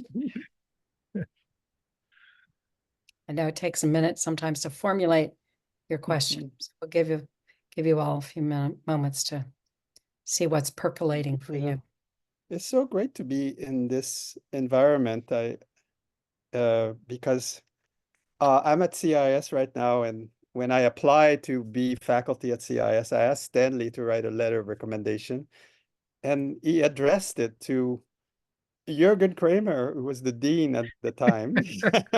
So I'm feeling like I'm in this space now where I kind of go back and want to say, thank you for you to set the, I guess, intersubjective space around trust that, oh yeah, this young fellow, we could trust him and, hopefully he won't flake out. So thank you, Jurgen, and thank you, Stanley. Danielle, you're back to the CIIS womb. Yeah, that's right. That's right. Yeah. I just really want to appreciate in your dream, thank you so much, Danielle. Really, the multiplicity of the dream, the multiple dimensions, and so often, I mean, especially when I work with young students, they want to know, well, what's the truth about this dream, and really, I always say, well, you find the truth, but don't stop there, because there's potentially more, and look at it again. And I think you've demonstrated that so beautiful, this multiple dimensionality, of the dream, which is, I think, the processes that, I talked about, that we all talked about. Really, that's where the richness is. And that's where the healing, for our cultural malaise is, for, all that stuff, because that's where we need to go. And Western science has such a difficulty holding this ambiguity, really, these conundrums, Yeah. to Yeah. say, well, this is true, and that's also true. And we Mhm. don't have to decide, because they're both true, and there's no real place for that. Yeah. So thank you so much. Thank you. And when I was listening to your thought, I thought, okay, well, oh, Jurgen is saying it all. I mean, it's like you're really unpacking it philosophically. And yet, this is taking the idea of subjectivity, it's unpacking it from almost the membrane level. Like if subjectivity is within my membrane, intersubjectivity is between the two of our membrane, in the two of our bodies there, and your subjectivity in mine. Well, transsubjectivity is with this membrane of this quantum field, but it's it yeah, it's a form of subjectivity. It's how it feels like to connect with whatever the it is. Yeah. And I found that so generative to have a term to speak to, oh, this is a transsubjective event, Yeah. it- Yeah. yeah, Powerful. yeah.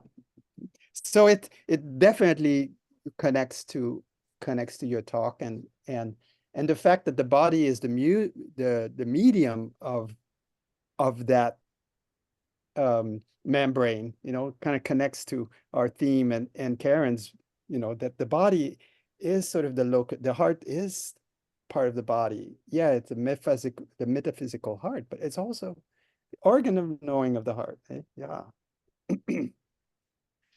Thank you. Okay, so let's take a 5-minute break, and you can stretch and move, as Danielle was encouraging us to do. Take a bathroom break. But we will start back at 5 o'clock or 5:01. And if you can find a dream in this quick time to work with for our experiential, get your dream journal if you have one, I hope. And maybe hopefully one is, popping up and saying, work with me, work with me. Sometimes that happens, right? The one that we have not worked with yet, or a recent dream. Jot down some notes about a recent dream if you don't have a written version, and we'll come back at 5 o'clock. Okay, enjoy your break.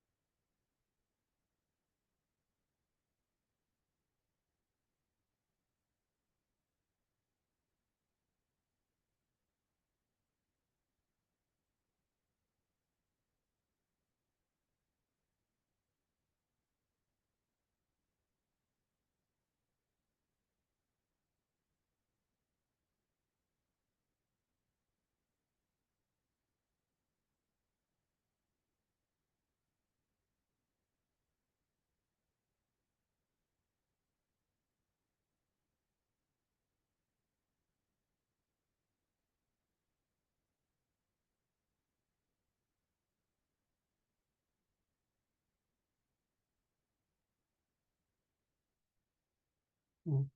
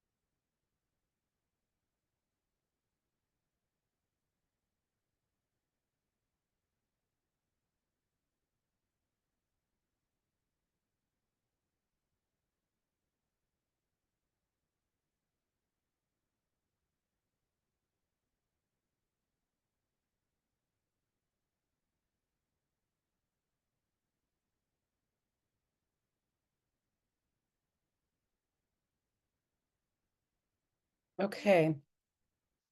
According to my clock, it's 5:01. So still have an hour together, and we'll take the first part to do this dream body practice from Robert Bosnak. I've put the steps of the method back up on the screen just to keep us on track. So the first step is to narrate or write down the dream in present tense for clarity.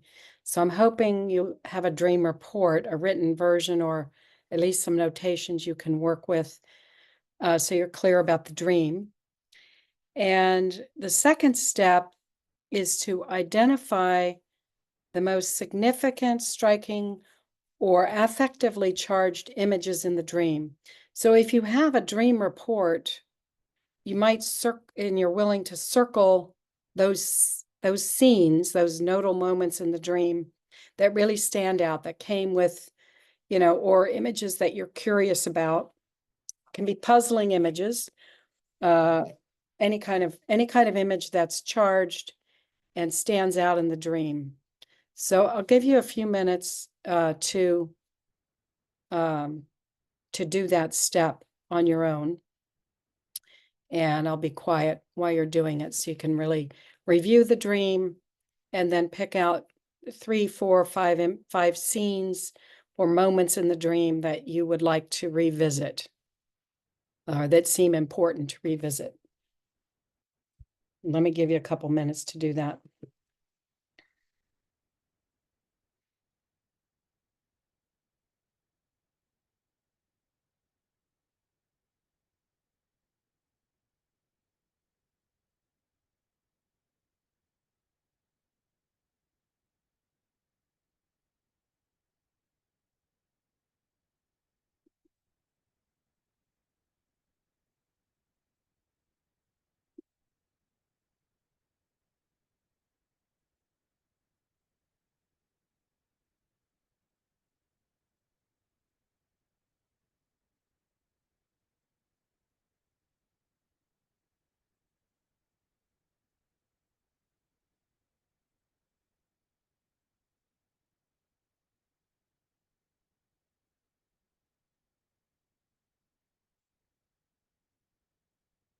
If you joined us late, we're identifying images, significant images in the dream, 3, 4, 5 of them. So circle them if you can. So you're clear about which images you're going back to.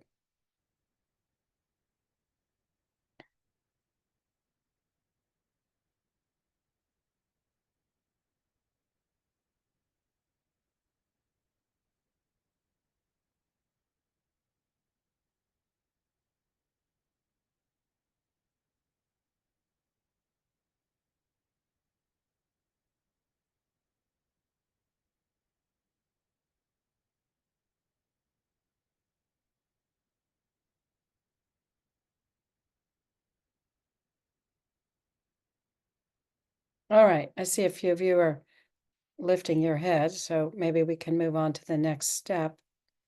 So now, Karen, there's a question in the oh, chat, clarifying images versus concepts and the as a question. yes, you want to get to images in the dream, you know,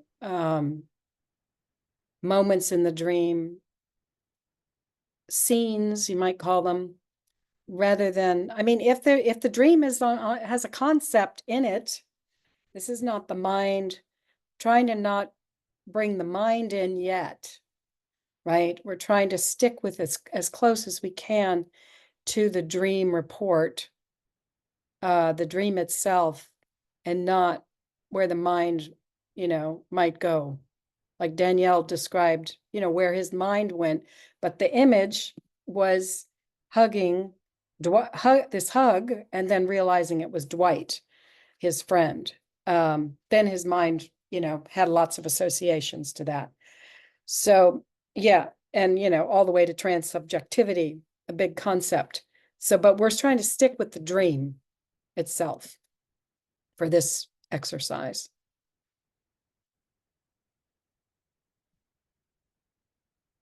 If the dream spoke a word, a concept, yeah, that's a good one. You can bring it in if it was really strictly speaking in the dream.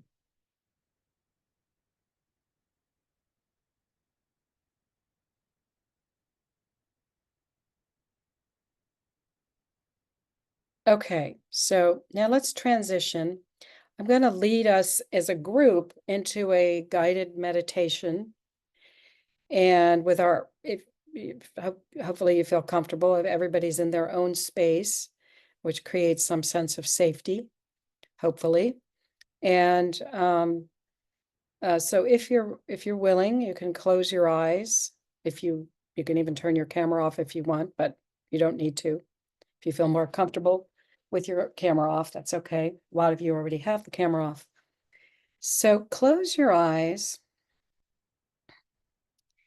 and just take a moment to even notice how that shifts your consciousness, to not be pulling in a lot of visual stimuli, but actually it shifts you in an inner direction, an inward looking direction. And I want to invite you to do a body scan. That would be starting at the top of your head and just sort of slowly but methodically moving down your body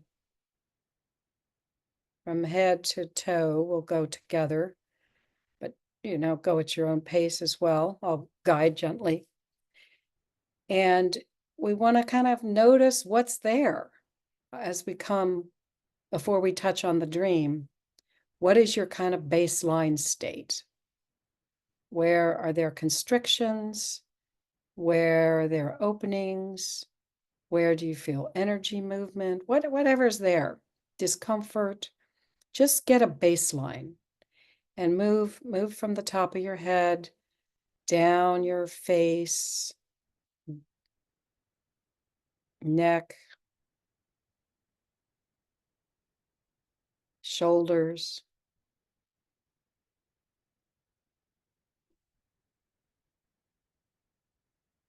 arms, upper arm, lower arm, and hands. Just tracking sensations that you might detect in any of these places of the upper body.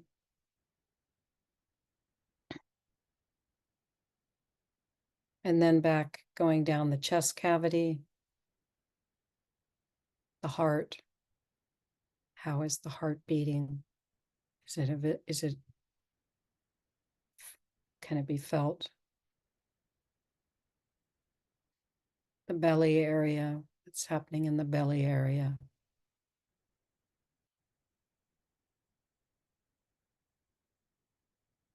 And the pelvic area,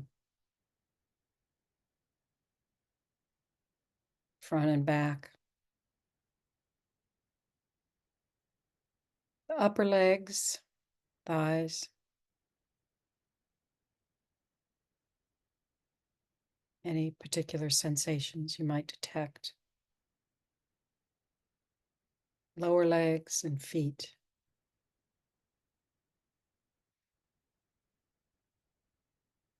So the purpose is just to kind of register what might be already going on in the body. And you can sort of hold that, but set it aside. Because next we want to revisit the first image in the dream.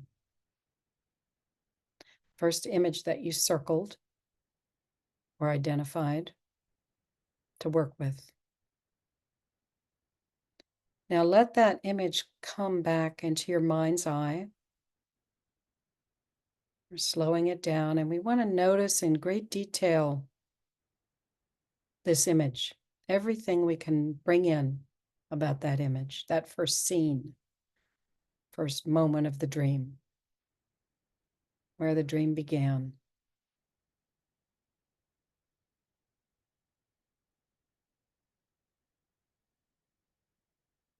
So call up the image, and then additionally take a moment to notice any emotions, feelings that accompanied that image.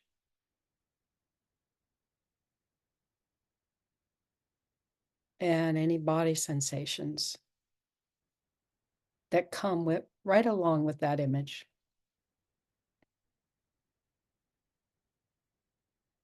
It could be that the emotions are stronger than the body image. But whatever you can experience with that image, what was that image bringing in terms of the visual scene, but then it might have had feelings and sensations with it.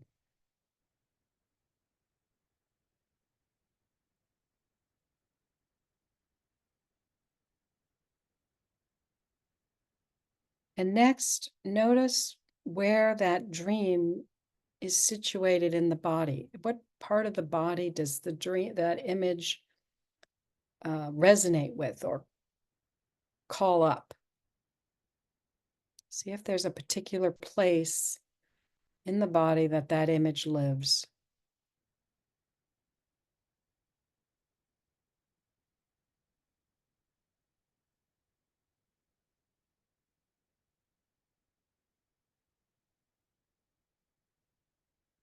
And again, the feelings and sensations in that place in the body that come along with that image.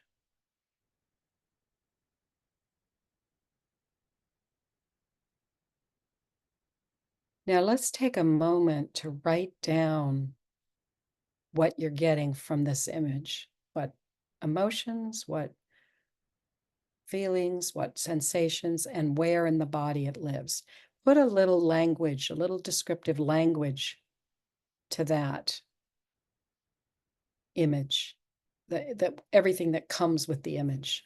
You can open your eyes or use your computer to just jot down what else you're aware of about this image as we slow it down and where it lives in the body in particular. Now, you might be using language like Gendlin was suggesting, fuzzy and global language. It doesn't have to be. Use your own words to describe this really felt sense of the image.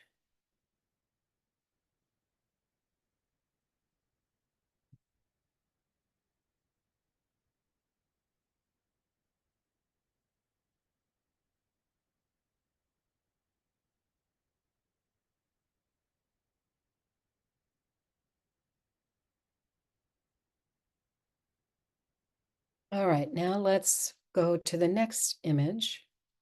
Close your eyes again. And go back to the next scene of the dream that you wanted to work with. Next important image. Call up that image in its detail, the environment that it occurs within the dream. Anything that you can see, any details you might see about that image first.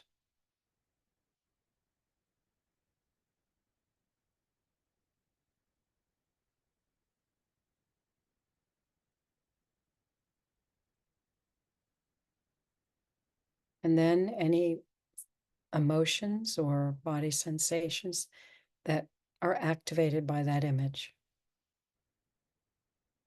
And make a note of those. Take time to study what comes with it.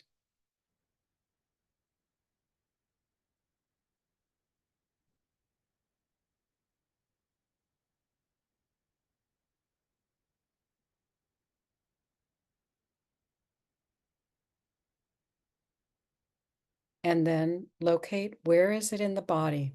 Where does this image reverberate in the body? Where does it held in the body?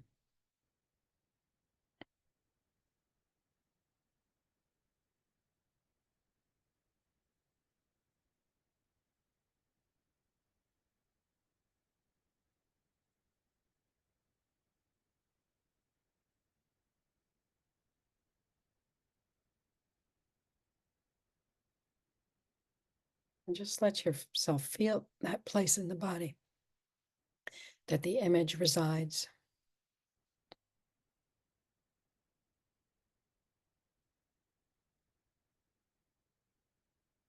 And finally, again, jot down what's coming to you in relation to this image. Doesn't have to be complete sentences, just, little phrases of what's there with that image in the way of sensation, feeling, and the location in the body.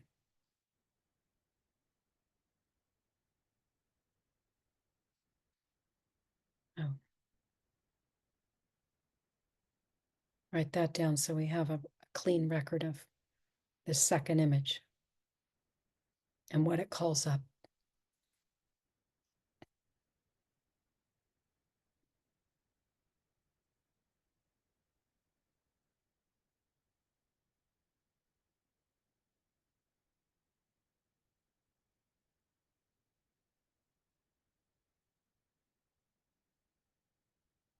Okay, let's go to the third image that you circled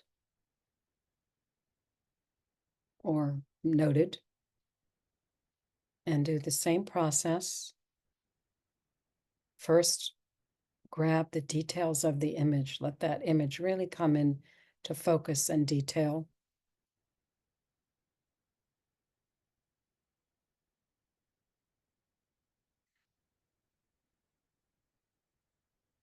Maybe noticing nuances you didn't see before.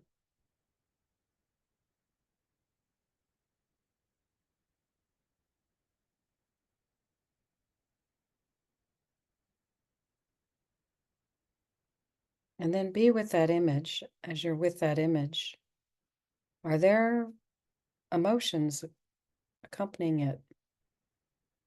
And are there body sensations that it activates?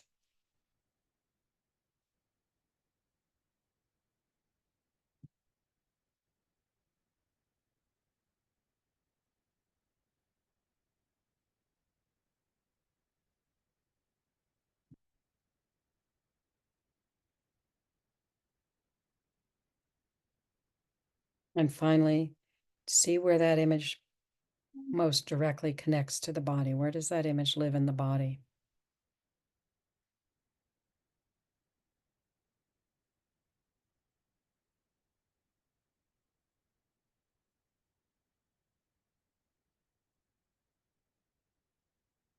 And now make a few notations again of what this image calls up on these different dimensions.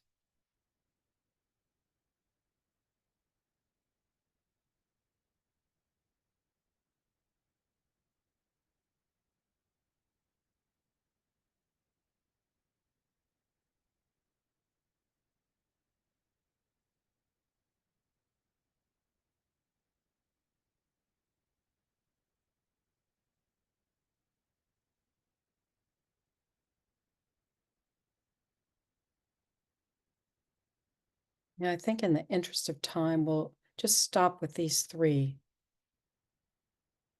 Hopefully the most loaded image isn't left behind, but maybe it is. But you can come back to this process later if it's not finished for you, just so we get through the whole practice. So now I want to invite you to go back to the body, and we're going to quickly revisit each of these three images and where they live in the body and the feeling state in the body that accompanies each image. We're going to, since we've done it once, we're going to do it a second time, but more quickly. We're going to move from one to the next. So go to the first image and again, feel where it is in the body. Where does this image and what it calls up? What are the feeling states, body states that it calls up? Go back there. Quickly revisit it, just to bring it back fresh into your consciousness. And now let's go to the second image. And again, try to experience where it lives in the body and how it's situated in the body, what it calls up.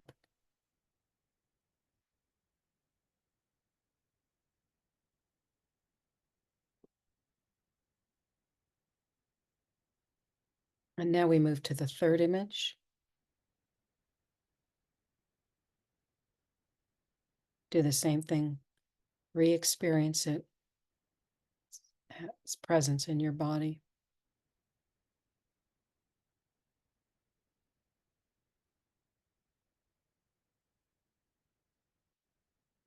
Okay, now finally, I would invite you to try to experience all three of those body sensations simultaneously. You might do this by darting kind of quickly between 1, 2, and 3. So we've visited 1, 2, and 3. Now let yourself move in your own way. I'll shut up in a moment. Let yourself move from 1 to 2 to 3 and back to 1, 2, 3, 1, 2, 3, until you can kind of hold them all together. Or very quickly moving from one to the other. So you're making a circuit between them And hopefully at some point, if you do that a few times, you might be able to feel them all at once. Give that a try, and I'll be quiet.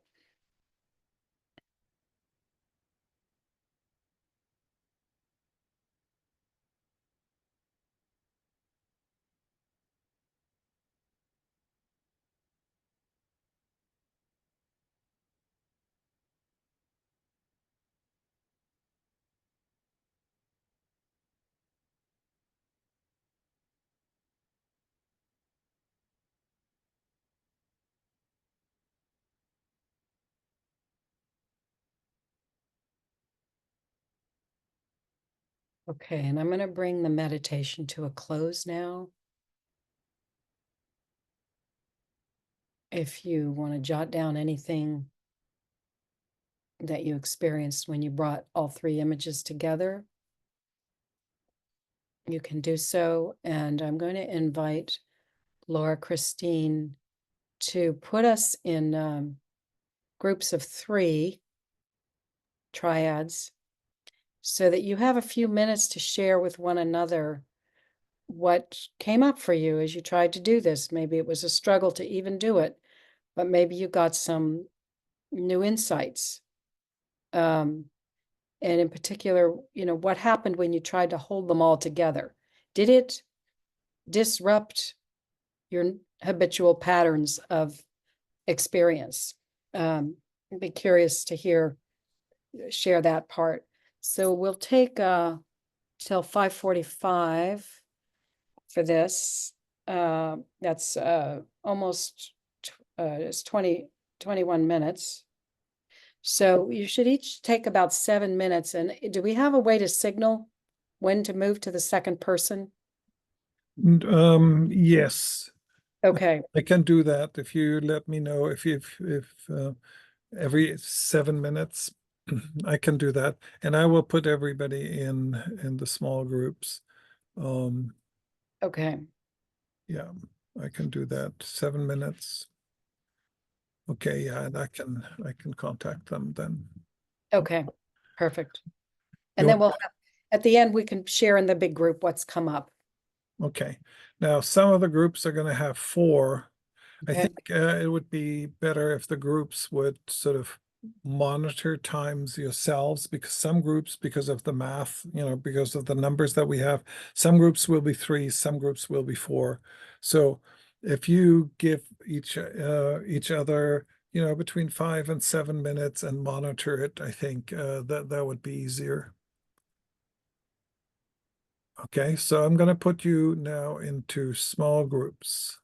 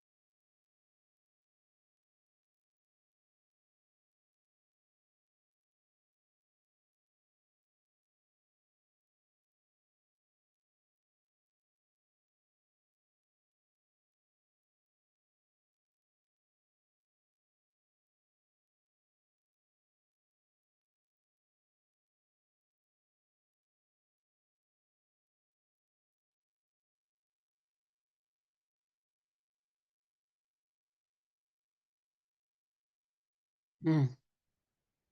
All right, Karen, take it away. Okay, well, so I just got a chance to hear a little bit of Brent's experience. We then got cut off right in the juicy part, right? But I can see from, what I heard from him that it was opening up new feelings and sensations and body connections. I won't say any more than that, just a kind of a generic comment. So is there anyone, I know that this practice is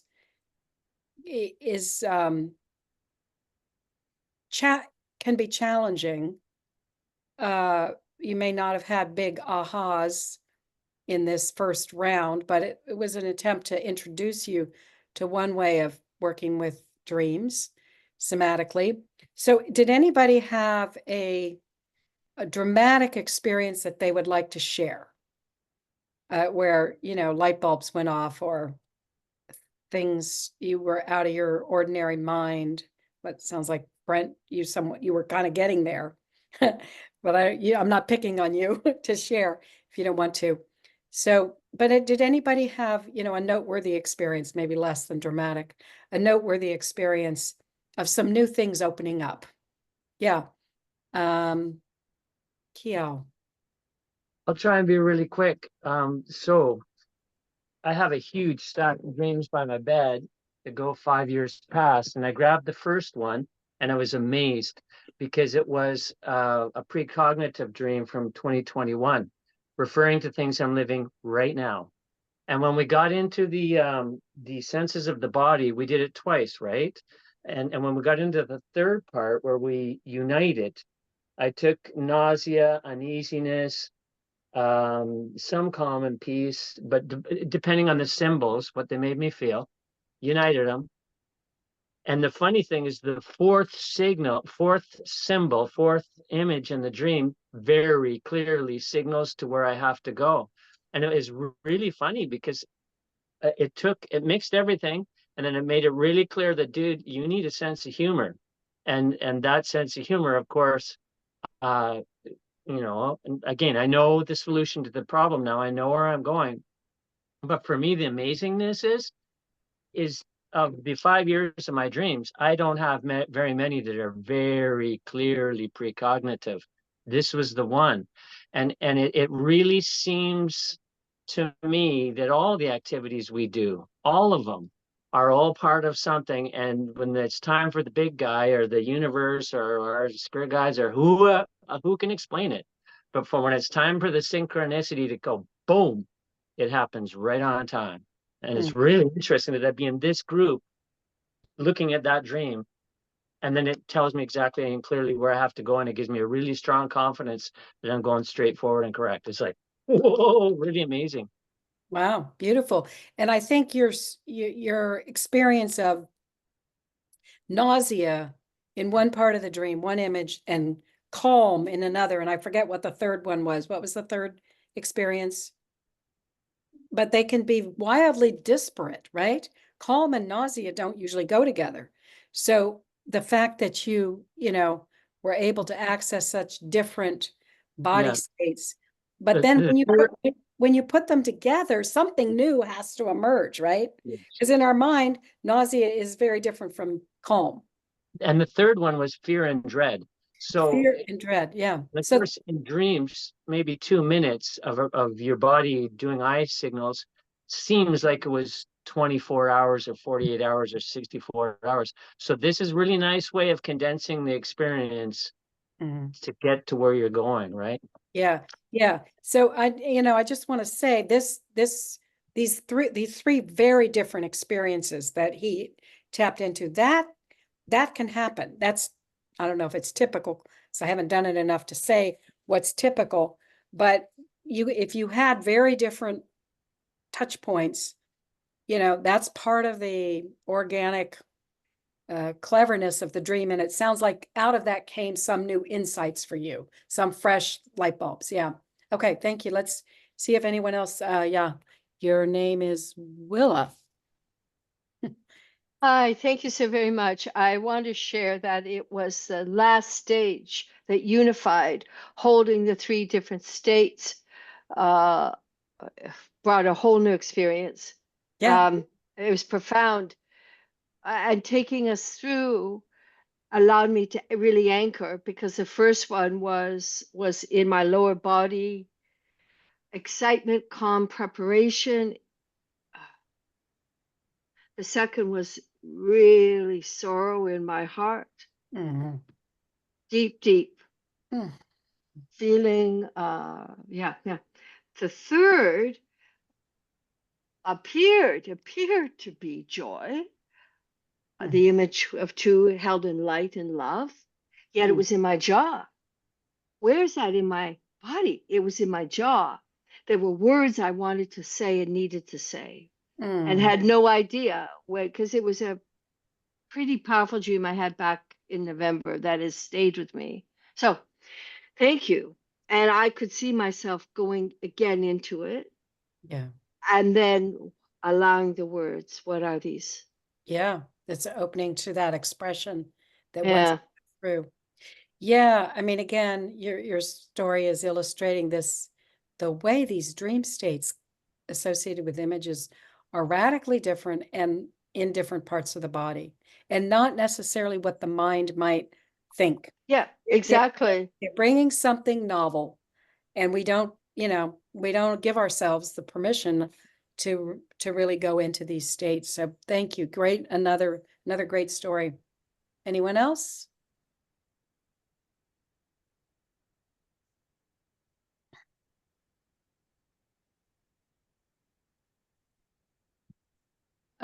Okay, if no one else wants to share from this experience, which of course can be very intimate, we can reopen it for a few more minutes, about 5 more minutes. Any other comments or questions from the whole session? Anything percolating up that wants to be spoken by anyone? Speaking of being in the jaw and expressing. I can share. This is Chris. My video's not on, but my microphone's on. Can you hear me? Yes, Yes. go ahead, Chris. Okay. My dream was very short, and I worked with it this morning in that third part, with identifying the emotion and then going back and finding it earlier. But in this dream, I was trying to sell my car to my friend, but I realized I had to tell her that the air conditioning was broken and that she would need to fix it. So that was the whole dream. And I also realized at the end of working the dream that I really needed to get the air conditioner as part of it. So when I did, I realized that something was missing. The air conditioning was missing. It was totally didn't work. And a big thing that's happening in my life is I've had this like several years of very severe health issues. And and nobody seems to know what they're about. Neurologists, nobody. So I feel like this missing air conditioner is somehow connected to that. Wow. That's a potential. I mean, you probably know this, or maybe know this, that often car dreams do symbolize the body fairly directly. So if No, I know. I've worked. Yeah. I've worked with this with Bosnak for like 15 years, so I'm very familiar with this work. Okay, So good.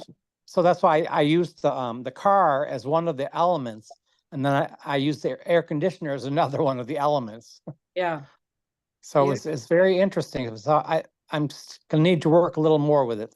But thank you for offering that.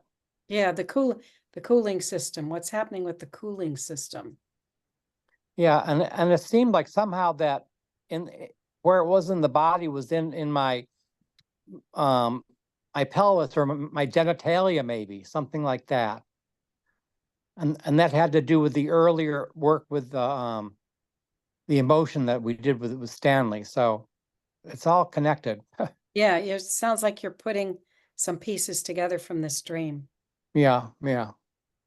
was great. So it's very exciting to do that work that I'm so familiar with at the very end of this whole 2 days. So that's great. Thank you. Yeah, yeah. So I'll refrain from asking you for a comment. To do this, you probably have done it in one-on-one situation where the dreamer is really directly attended to by the facilitator. We were doing it in a big setting here. It's a bit of a new thing to try to do it as a group exercise and Yeah. basically have each person hold themselves and their own experience. But I think this is a probably fairly sophisticated group, so we tried it out. Yeah, and I think that like my 2 people, I mean, they didn't do it the exact way that I learned it, of course, but whatever came up for them was very interesting, and given the structure that you gave, it worked. Yeah. It worked somehow. It was very interesting. Yeah. Okay, good. I'm glad to hear that it was working for other people. I mean, I think we- it's hard not to get something from this exercise if you do it, attentively. Yeah, if you just work it, if you just work Yeah. on it, like EO was in my group, so it was really amazing that that's what came up for him. Yeah. Thank you, So, Chris. You're Yeah. welcome. And Thank we're you. practically out of time, and I just want to check in. I see that Stanley is signed on. Stanley, can you hear us? I want to give you a final. I can hear you perfectly, but I cannot see you. Okay. Can you So turn you're your blocking camera? me. Can you turn on your camera if you want to, bottom left? I'm turning it on, but it doesn't work. It says the host has Okay. stopped it. Well, I want to invite you to say any final words as we're coming to conclusion here. Yeah, but can you unblock my video? I unfortunately do Okay, not well then I'll have just that, talk, okay? Yeah. Okay, I think we got it. There you are. All right, here we Hooray, go, here hooray. we go. Well, I have been so intrigued by the afternoon sessions. I was a early advocate of bodily approaching to dreams. A friend of mine, Jurgen, wrote a wonderful book, Let Your Body Interpret Your Dreams.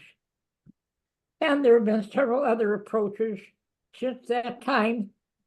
And I think that the work that folks have been doing this afternoon illustrates that value. Also, Danel's session was so interesting, I could not say enough about his book on interval dreaming, where he takes the Ken Wilber 4-pointed lattice and works that into dreams. So you had some very stellar dream experts this afternoon. The one little thing I need to tell the group about the projection technique, and I forgot, sorry, let's take a minute. What happens if the dream we're working on refers to a mother and a member of the group doesn't have a mother? Well, then you substitute a mother substitute.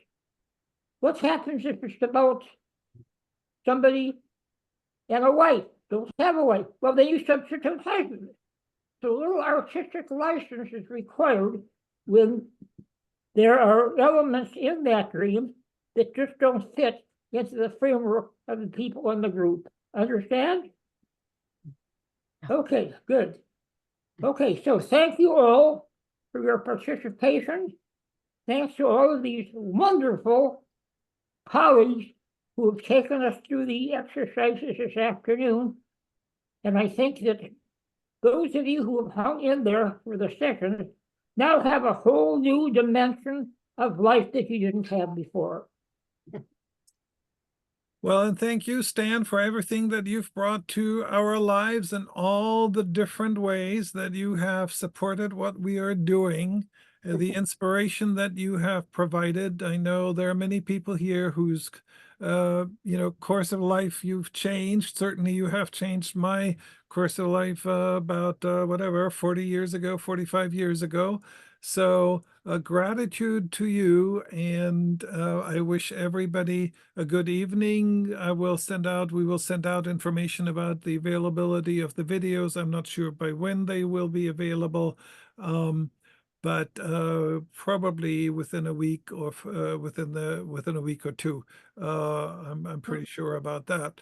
So have a good evening and stay in touch.